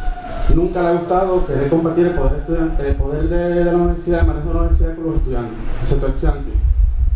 Lo segundo es el reclamo de estructura del gobierno estudiantil. Me parece a mí que estas últimas generaciones han hecho un reclamo, tanto discursivamente como en la práctica, de la insuficiencia de estas estructuras de tipo Student Council, que fueron y han servido al estudiantado históricamente que se conforman en los consejos de estudiantes, pero que entendemos que ha sido insuficiente. Creo que muchos de los procesos que se han dado últimamente han sido por una evolución de la participación estudiantil en otro tipo de estructura, más de democracia de base, más de democracia directa. Los comités de acción, por ejemplo, dieron las herramientas para que los estudiantes se pudieran organizar y tomar decisiones efectivamente, más allá de unos representantes que inclusive, enmarcados en ciertas profesionalizaciones, después de asambleas estudiantiles se sentaron a tratar de revocar las decisiones de los estudiantes en asamblea. E incluso una vez perdieron eso, fueron uno por uno los puntos que los estudiantes trajeron a la asamblea, las decisiones tomadas en la asamblea, a tratar con un paternalismo de los mismos estudiantes, a tratar de decirle a los estudiantes qué decisiones ellos habían tomado correctas y qué no, y qué decisiones ellos como consejo que se supone que están representando iban a tomar de su órgano mayor, que es la asamblea estudiantil. Me parece que en ese momento fue un precedente nefasto en cuanto a la actitud tomada por algunos concejales y que abonó mucho a la división entre los sectores que trabajamos en estructuras de base como los comités de acción y estructuras como el Consejo General de Estudiantes. Yo defiendo y siempre defenderé la participación del Consejo General de Estudiantes. Creo que tiene su función mientras exista. Creo que es una herramienta que los estudiantes deben utilizar. Y creo que los sectores en su pluralidad deben ocupar los consejos de estudiantes y deben crear a través de ellos, utilizar todas las herramientas que tienen. Me parece también peligroso y otra desconfianza que hay entre estas dos vertientes del gobierno estudiantil que existen actualmente en la universidad. Esta visión también de por lo menos en los plenos que he podido ir, eso se ha ido trabajando poco a poco, ¿no? Un poco de pasar de la tolerancia a la aceptación de la pluralidad de ideas, ¿verdad? Hubo un momento había una timidez en la toma de decisiones, en los análisis de los consejos de estudiantes, que casi como esa pared toda negra, quería uniformar el pensamiento solamente como un estudiantil. Quien se saliera de esa neutralidad era visto como un extremista o como un activista político que buscaba el terreno del terreno. Me parece que esa no es la actitud. Me parece que la actitud debe ser que cada cual tenga sus colores, su ideología y que pueda plantear libremente cómo ve la situación, cuáles son análisis desde su ideología, sin que se le acuse de ser un infiltrado rojo o lo que sea el invento del momento, ¿verdad? De persecución política. Sí me parece importante, ya que hizo cosas negativas, la profesionalización en el sentido de guardar documentos, en el sentido de tomar seriamente muchos asuntos que por un tiempo se abandonaron, ¿verdad? Y en ese sentido sí me parece positivo. Otro asunto que no me gustó fue lo de los empleados, ¿verdad? Llamarle a un compañero estudiante jornal que está trabajando mi empleado, nuestros empleados, pues es que son detallitos, pero demuestran que hay una todavía cojándose y cocinándose. ¿Qué tipo de profesionalización va a ser esa? ¿Va a ser un tipo de profesionalización que va a responder a una pluralidad democrática del estudiantado o va a ser una profesionalización que va a desembocar en una burocratización de nuestros propios órganos estudiantiles? Entonces hay que tener siempre presente ese balance y cómo lo vamos a manejar.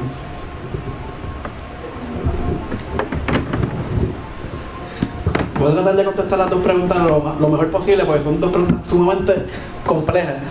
Primero, en cuanto a lo de la sectarización entre el estudiantado y el profesorado, por lo menos mi visión, o sea, yo no puedo hablar por todo el estudiantado, es que la visión del Consejo de Estudiantes, debido a la coyuntura en donde se encuentra y la estructura en la cual está participando, es que tiene que ser una de colaboración y de comunicación constante.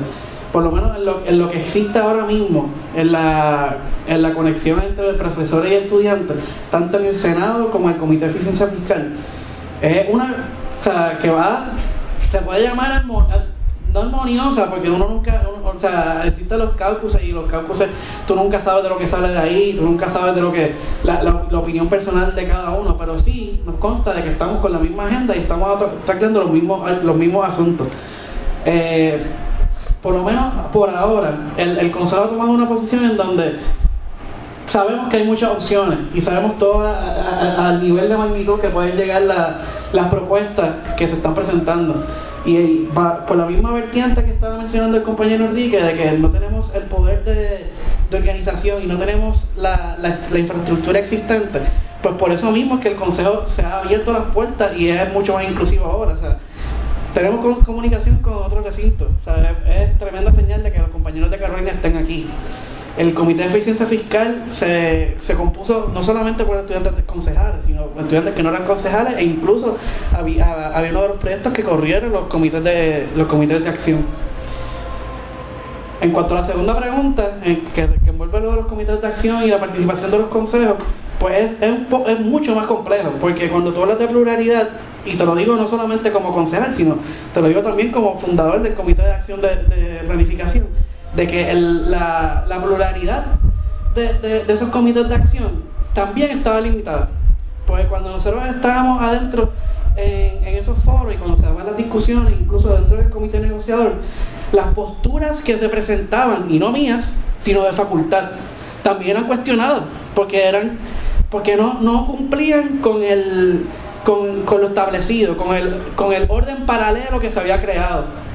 Y entonces hay que ser bien cuidadoso en hacer una estructura paralela que se pinta como la plural, pero realmente le responde a otros intereses.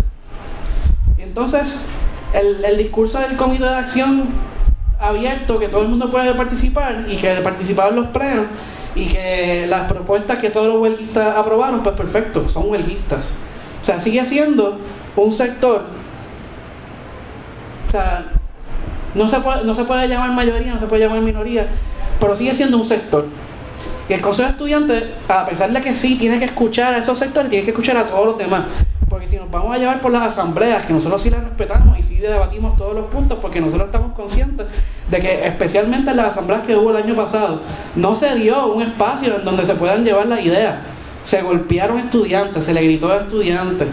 O sea, hubo muchos factores, falta de tiempo. Nos cerraron el centro de convenciones antes de que pudiéramos terminar la asamblea. Estaba el issue de las personas que podían entrar, que eso fue muy complejo. O sea, había personas que tuvieron sanciones a mitad de semestre, que algunos de los consejeros tomaron posturas donde no querían que esos compañeros entraran, cuando eran compañeros que iban a presentar mociones y compañeros que iban a debatirlas. O sea, yo entiendo que el consejo no está de más en que esas discusiones se den, porque al final de todo yo creo que se tomaron unas decisiones que dejaron que la bola corriera. O sea, sí es importante a pesar de que no nos rige la Constitución y sí nosotros nos autorreglamentamos, pero tiene que haber algún tipo de orden, porque si no hay forma. O sea, tuvimos suerte cuando se hizo la paralización después de que se había aprobado no paralización. O sea, nosotros en algún momento tenemos que tirar la raya en donde nosotros mismos seguimos lo que nosotros mismos planteamos.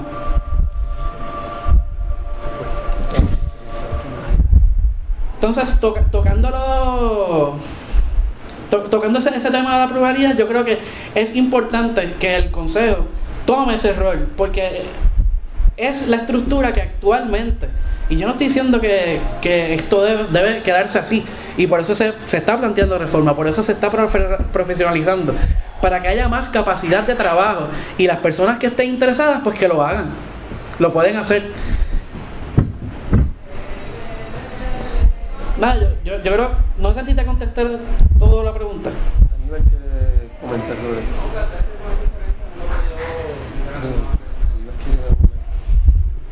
Aníbal. Yo voy a reaccionar un momento a lo que dijo el compañero y un poquito, no quiero decir defendiendo a Toledo sobre si son los profesores o no los adversarios principales de los estudiantes, pero sí sobre sí lo voy a defender en la medida en que sí existen intereses encontrados dentro de la universidad. Voy a hablar de una anécdota bien personal.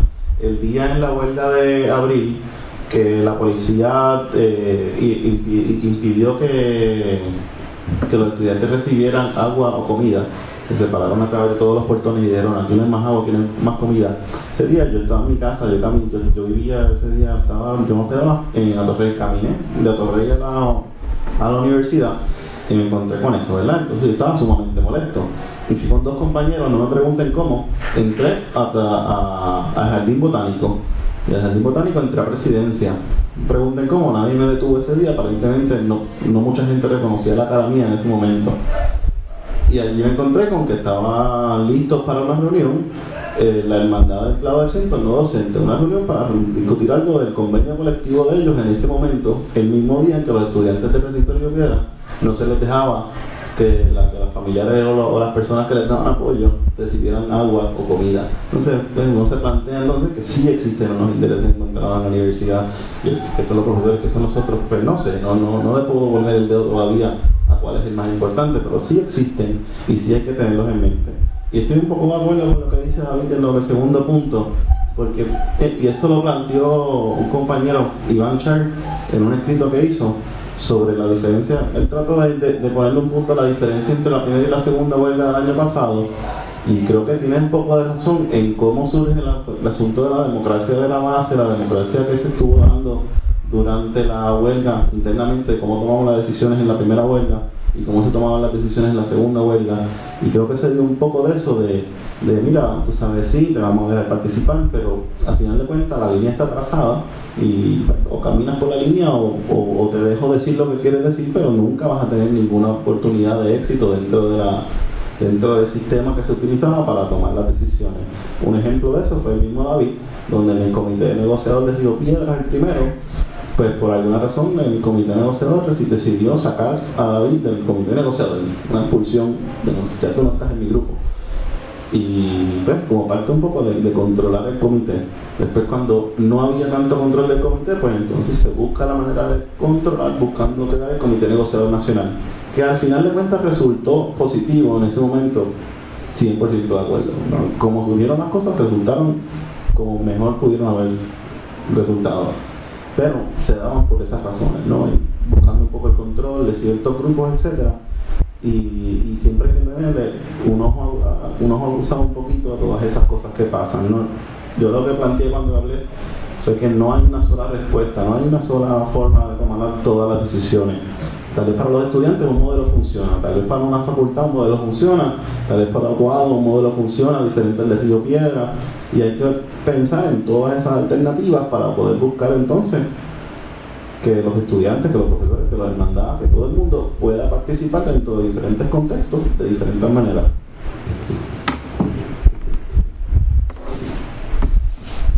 Yo creo que es importante aclarar una cosa, ¿no? Que es lo que hemos tratado de hablar casi yo y Irving, ¿no? Con respecto al poder. Cuando yo hablo del profesorado, yo no estoy hablando del profesorado en cuanto profesor, ¿no? Esta persona que tiene unas credenciales académicas, que está puesta al frente y te va a transmitir unos ciertos conocimientos en el supuesto de que tú puedes carecer de esos conocimientos. Yo no hablo de eso específicamente, aunque se puede cuestionar, pero no estoy entrando en eso. Yo estoy entrando en la posición del profesorado en relación a otros dentro de la institución, ¿no? En relaciones de poder. A eso es que yo me refiero, ¿no? Me refiero, el profesorado que tanto dice que no tiene poder en esta universidad, realmente no tiene poder, ¿no? Institucionalmente hablando, el profesorado tiene poder en todos lados. ¿Por qué? Porque no hay un proceso académico que no apruebe el profesorado, porque la Junta de Síndicos no aprueba ni un solo proceso académico, excepto lo que viene por toda la estructura. O sea, ¿a qué me refiero? Ellos participan en los comités de personal y escogen a su gente. Ellos participan y aprueban los cambios curriculares tanto de un programa como un curso. Ellos aprueban bachillerato. Ellos aprueban reestructuraciones. Si ellos no lo aprueban, no pasa. Reestructuraciones de facultades. Su voto, su participación es medular para que cualquier cosa académica, que es lo fundamental de universidad, pase. De que su poder está diluido, ¿no? De que siempre vemos el lloriqueo, porque es lloriqueo que tiene el profesorado, de que no tiene poder. Tiene un montón de poder, pero ¿cómo piensan? Piensa el profesor en su departamento, ¿no? En su programita, ¿no? Que a veces está peleando con otro profesor, ¿no? Porque quien tiene el curso, piensan en esos términos. Nunca el profesor está pensando en el macro de la universidad, en la visión de la universidad. Está insertado en esas relaciones de poder, ¿no? donde él tiene una posición y dentro de esa posición es que declama un discurso. No es por extraño que cuando vino Gassil y presentó esa propuesta en el claustro, ¡pum!, ni siquiera le dijeron que no. Yo te aseguro, Gassil, que no le entendieron. No le entendieron.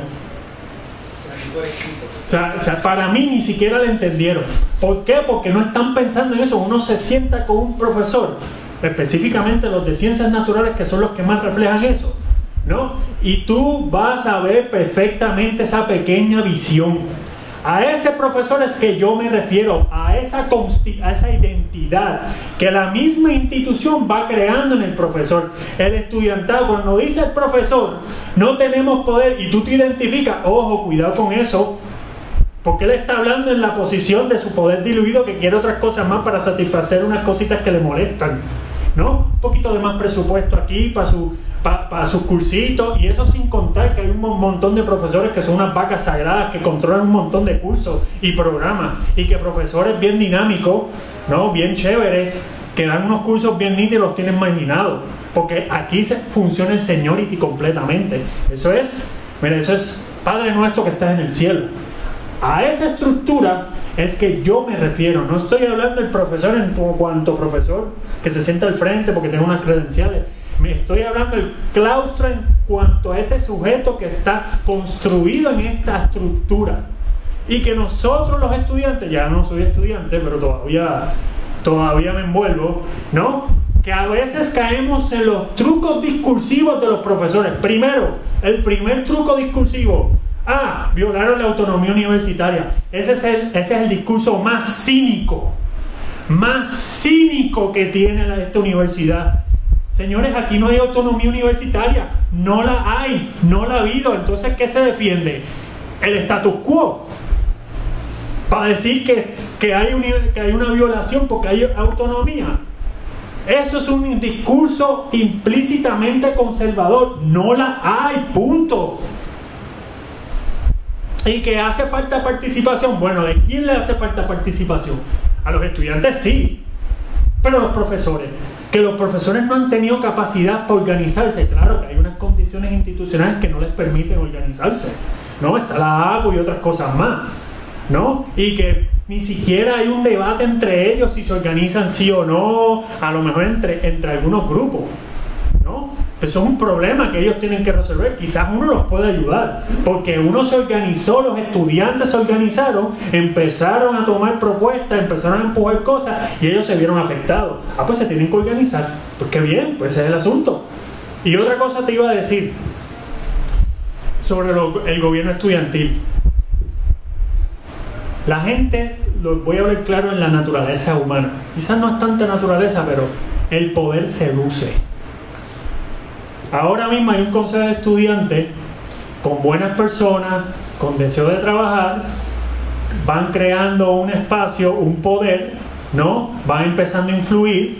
Cuando ellos empiezan a influir, ¿no?, a administradores, a profesores, a salir por la prensa, están creando un capital político en ese consejo.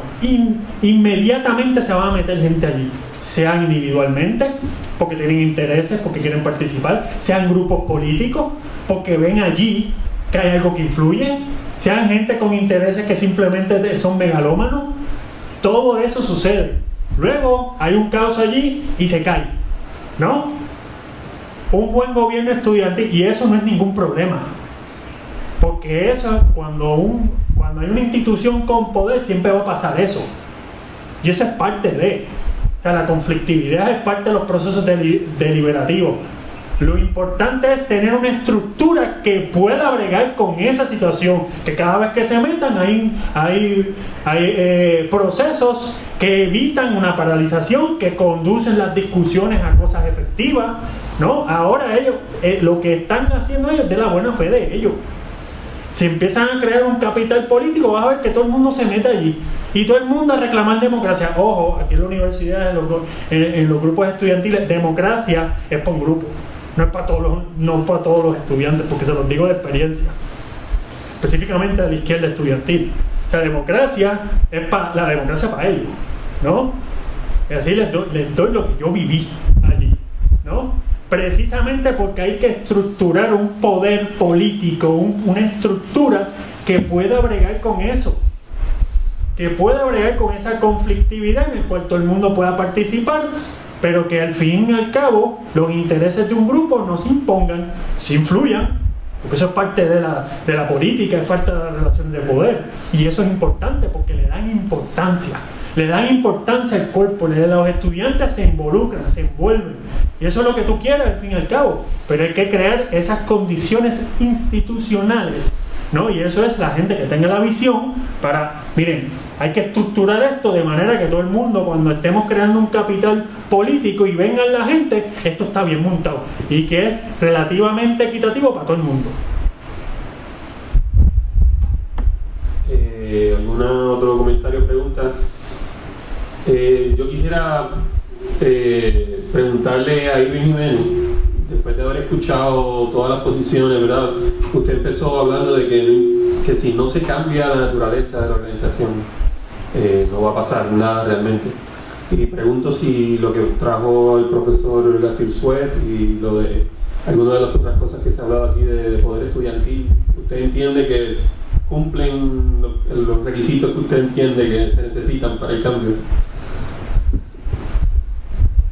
Bueno, lo que hablaron ambos compañeros definitivamente son cambios transformativos, pues porque son algo distinto a lo que se experimenta de día a día en términos de lo que se conoce como la organización tradicional o burocrática, ¿no? Dentro de los procesos universitarios. Cuando yo digo que no va a ocurrir nada, al proponerse cambios en algunos de los componentes del sistema, es que históricamente, si nosotros evaluamos cada vez que hay un proceso que le llaman de reorganización, particularmente en las estructuras o agencias de gobierno, y si hacemos un estudio sobre eso, pues lo que vamos a encontrar es que cada vez que viene una nueva administrador y por ende unos nuevos administradores en esas áreas, y la universidad pues no está excluida de eso, pues porque realmente coincido con los compañeros, aquí realmente no hay ninguna autonomía universitaria, pues porque se intervienen de todas formas y maneras dentro de los procesos que supuestamente son autónomos, ¿no? Pues ¿qué es lo que ocurre? Que dicen que van a hacer una reorganización, que dicen que van a haber unos cambios, y realmente llevan a cabo una serie de cambios. Generalmente esos cambios son en una de las áreas dentro de la organización.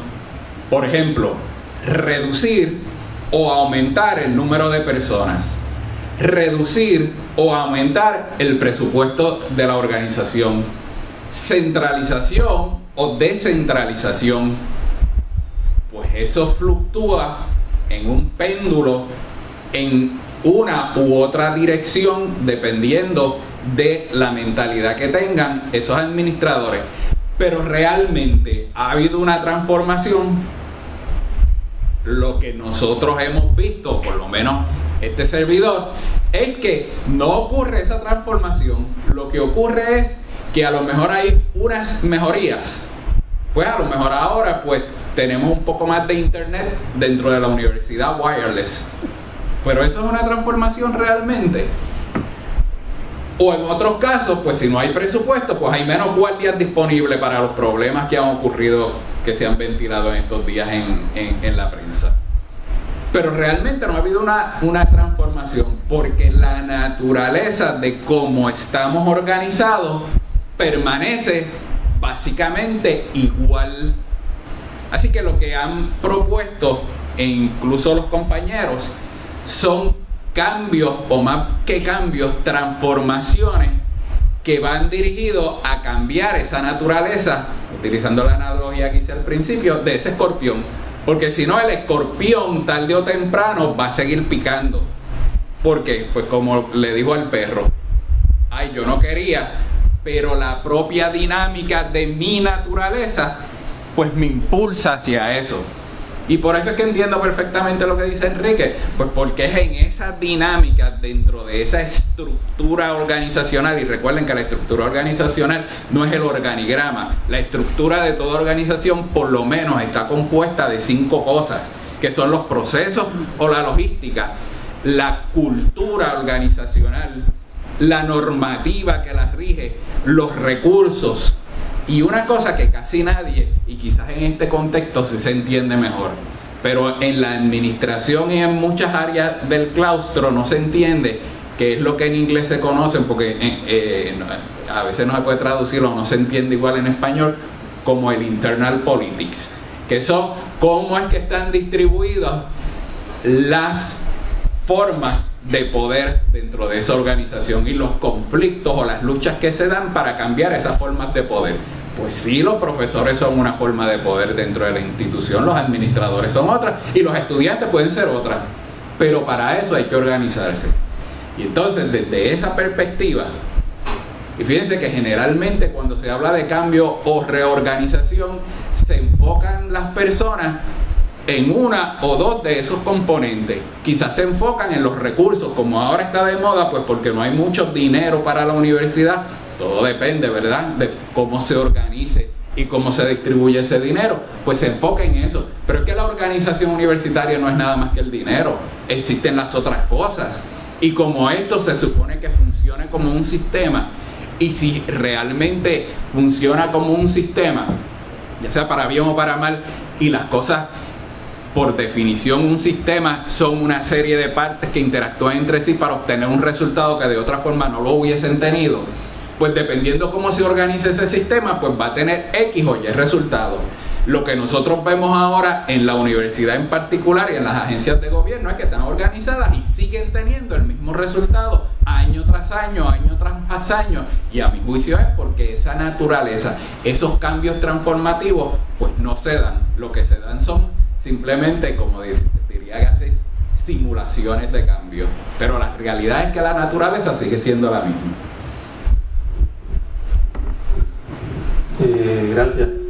David, ¿tú tienes algo que me gustaría que comentaras sobre lo que acaba de decir Irving en términos del papel del Comité de Eficiencia Fiscal dentro de esa estructura? Pues al iniciar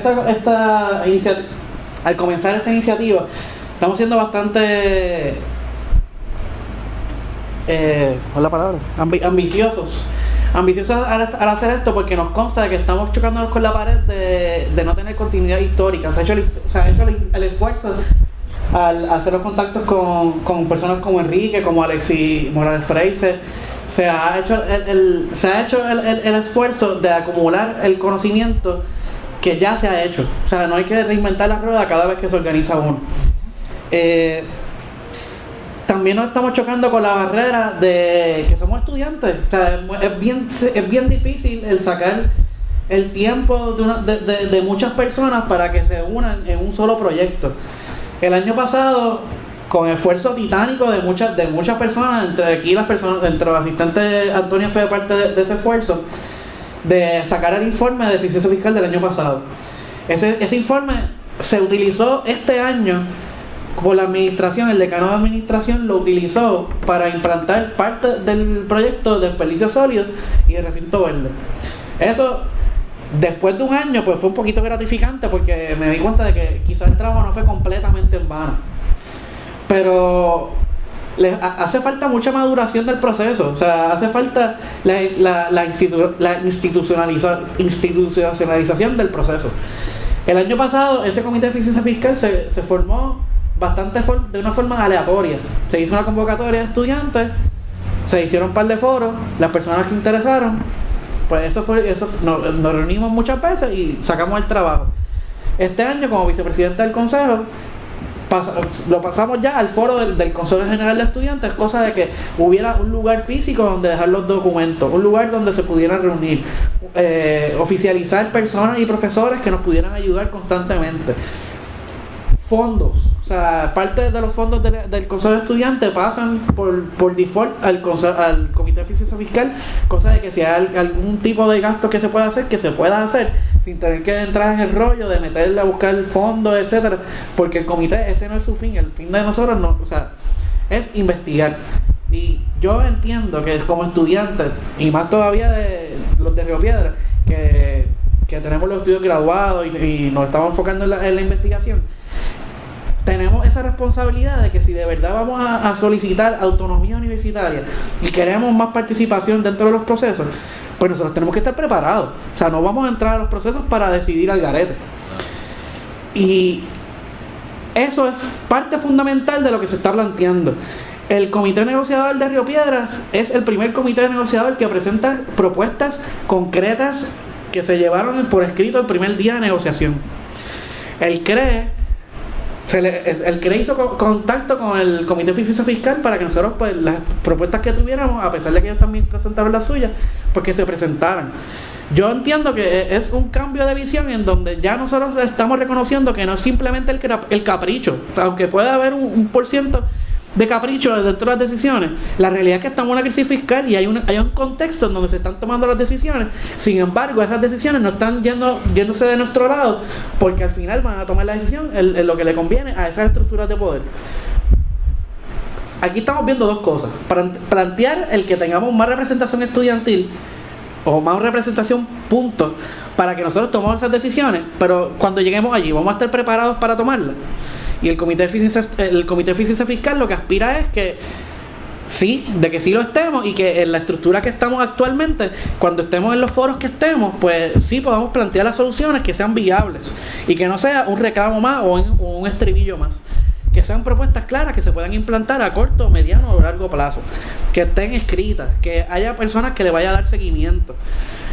Y eso es algo que dolía, o sea, faltaba en el movimiento estudiantil, y yo entiendo que eso, si se logra concretizar más, porque todavía no estamos contentos en cómo está, pues que eso va a cambiar la forma en que no solamente nosotros manifestamos nuestros reclamos, sino que también va a cambiar la forma en que la administración y el profesorado vea al estudiantado, porque lo va a ver como un aliado más que un estorbo. Que muchas veces eso es lo que se ve en los procesos de participación en la toma de decisiones, que si tienes una persona que no está preparada y que va a ser minoría y que lo que va a hacer es algún tipo de Scorched Earth Policy, donde si no se va a aprobar lo que el estudiantado quiere, pues van a quemar o tratar de dañar lo que se está haciendo, pues cambia la dinámica, donde una que se va a estar jalando de para lado, yo creo que se cambia a una colaborativa. Perfecto.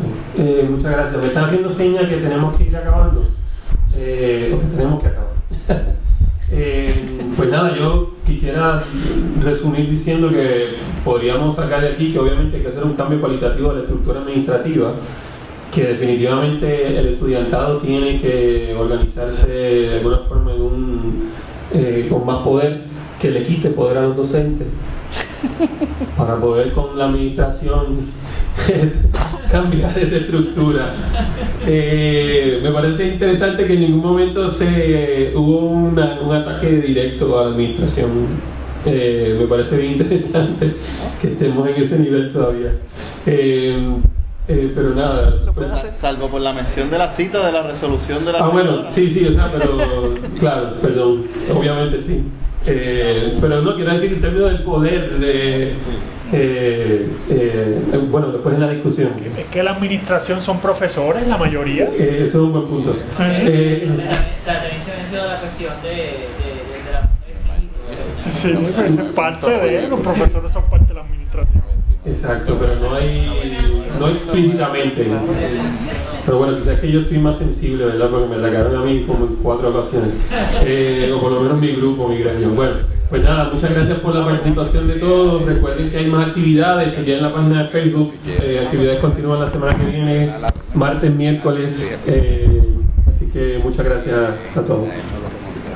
Agradezco al profesor Corrada y a los deponentes por haber asistido hoy, y a los que están aquí, muchas gracias por dejarnos su contacto. Les queremos decir que tenemos ya el texto del doctor Fernando tópico de la primera conferencia que se dio, se lo podemos hacer llegar por email, lo pueden solicitar al comité reformaupr@gmail.com. También tenemos el resumen del Dr. Silva Catán. El email es comitereformaupr@gmail.com. Tenemos el texto de la doctora Marcia Rivera, que fue la tercera conferencia que se dio ayer. Tenemos los textos que sustentan al foro de hoy, el anteproyecto de la ley de la Junta Estudiantil Nacional del 2001, la propuesta de ley universitaria del CEP, el llamado a la transformación de la UPR, un artículo en ENVI, los detalles de la dotación convertible para financiar la UPR. Tenemos el texto del doctor Buregar González, Poder y Participación en la UPR, que sale para el año 1994, entre otros textos que vamos a estar difundiendo. El comité se va a reunir este lunes y les invitamos a que se unan al comité, lleguen la voz para comenzar a generar unos grupos de trabajo sobre reforma universitaria. Este lunes a las 7 de la noche en el Consejo General de Estudiantes. Mañana se reúne el Comité de Eficiencia Fiscal en convocatoria abierta también desde las 5 de la tarde en el Consejo General de Estudiantes. Muchas gracias a todos por asistir.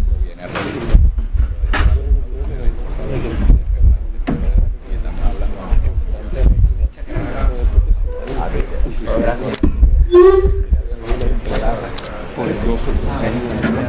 Mientras ustedes tengan el sueldito, mientras ustedes tengan el sueldo, los beneficios que tienen, que es mucho más alto que cualquier otra profesión aquí en Puerto Rico, sectores profesionales, alcohol, como ingenieros, desarrolladores, pero ustedes tienen una profesión súper privilegiada y voy a hablar de revolución cultural del Estado.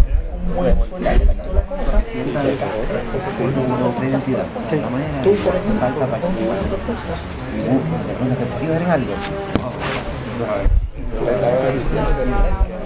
tú tienes que hacer las cositas por trabajo.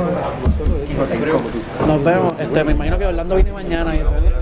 Pues perfecto, un placer, hermano. Gracias por venir.